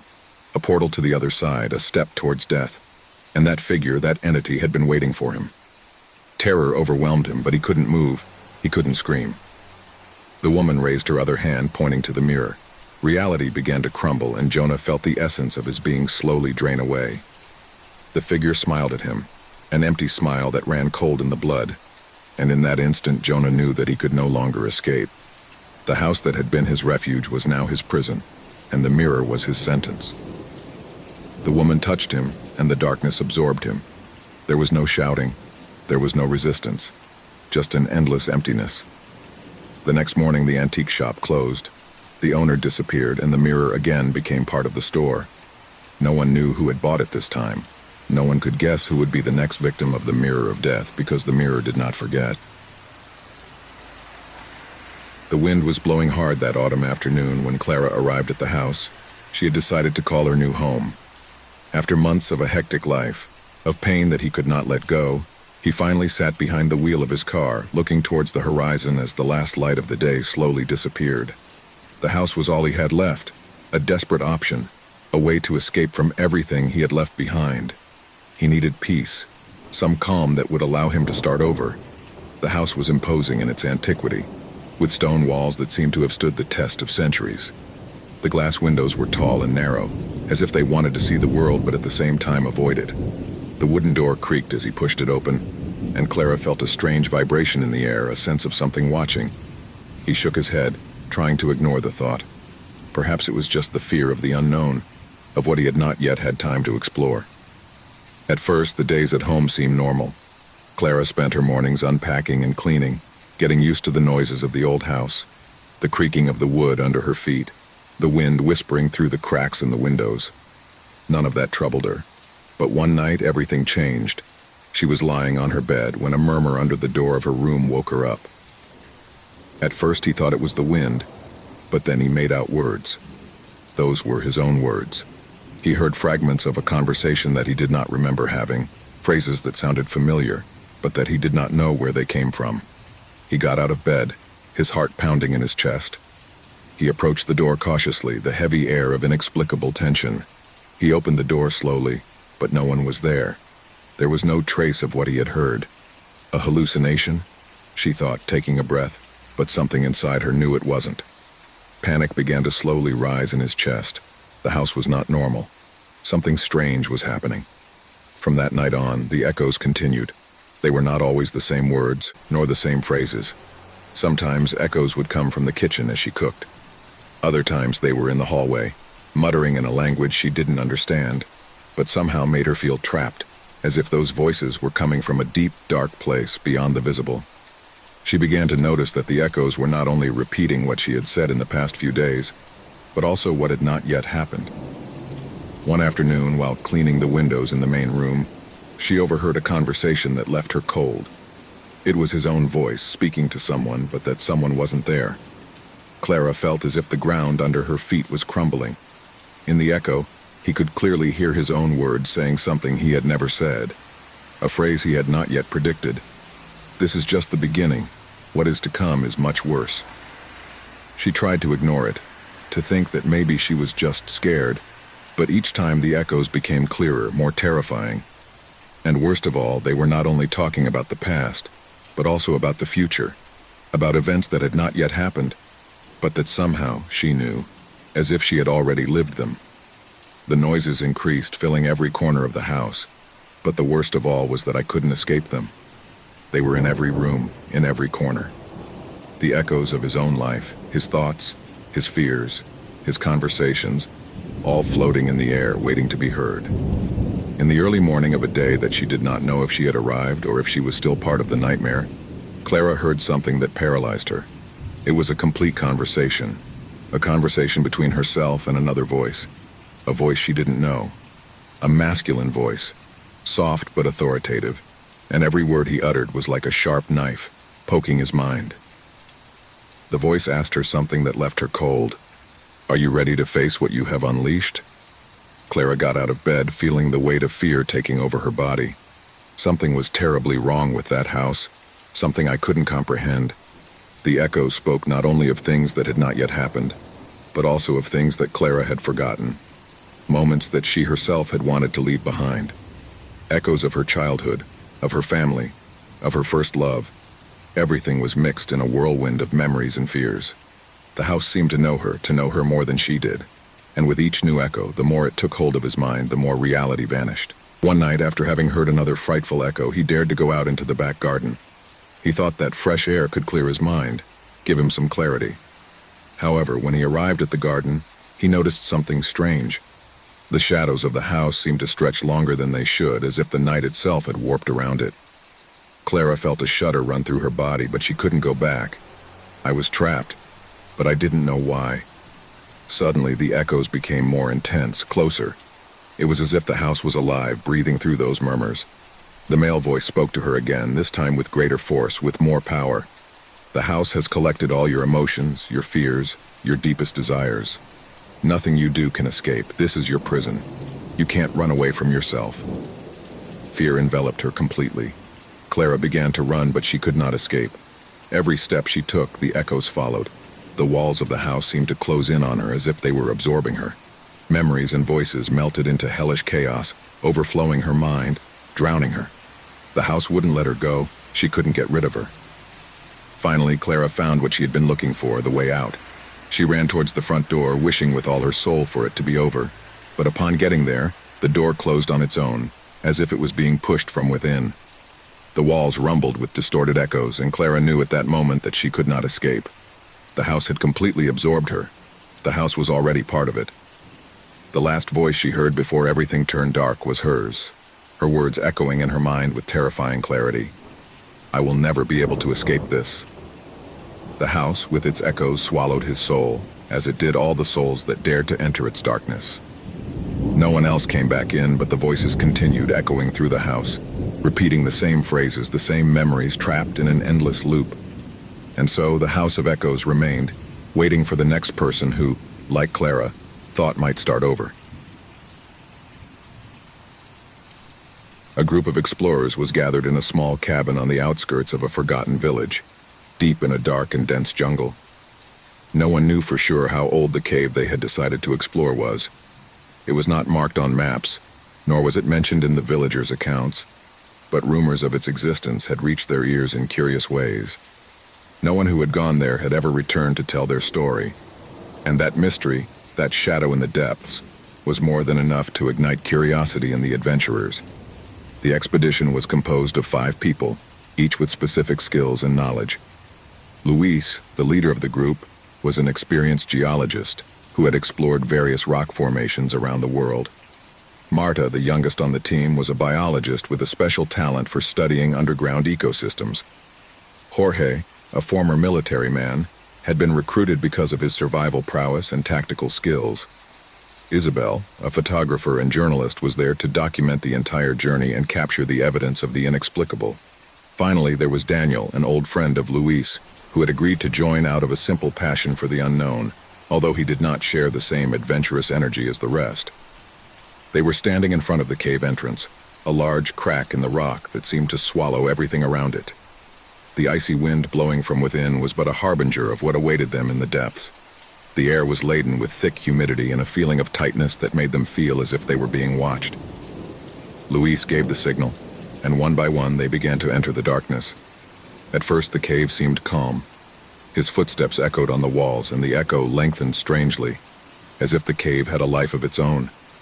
The light from the flashlights they carried did not illuminate more than a few meters, which increased the feeling of being lost in an endless labyrinth.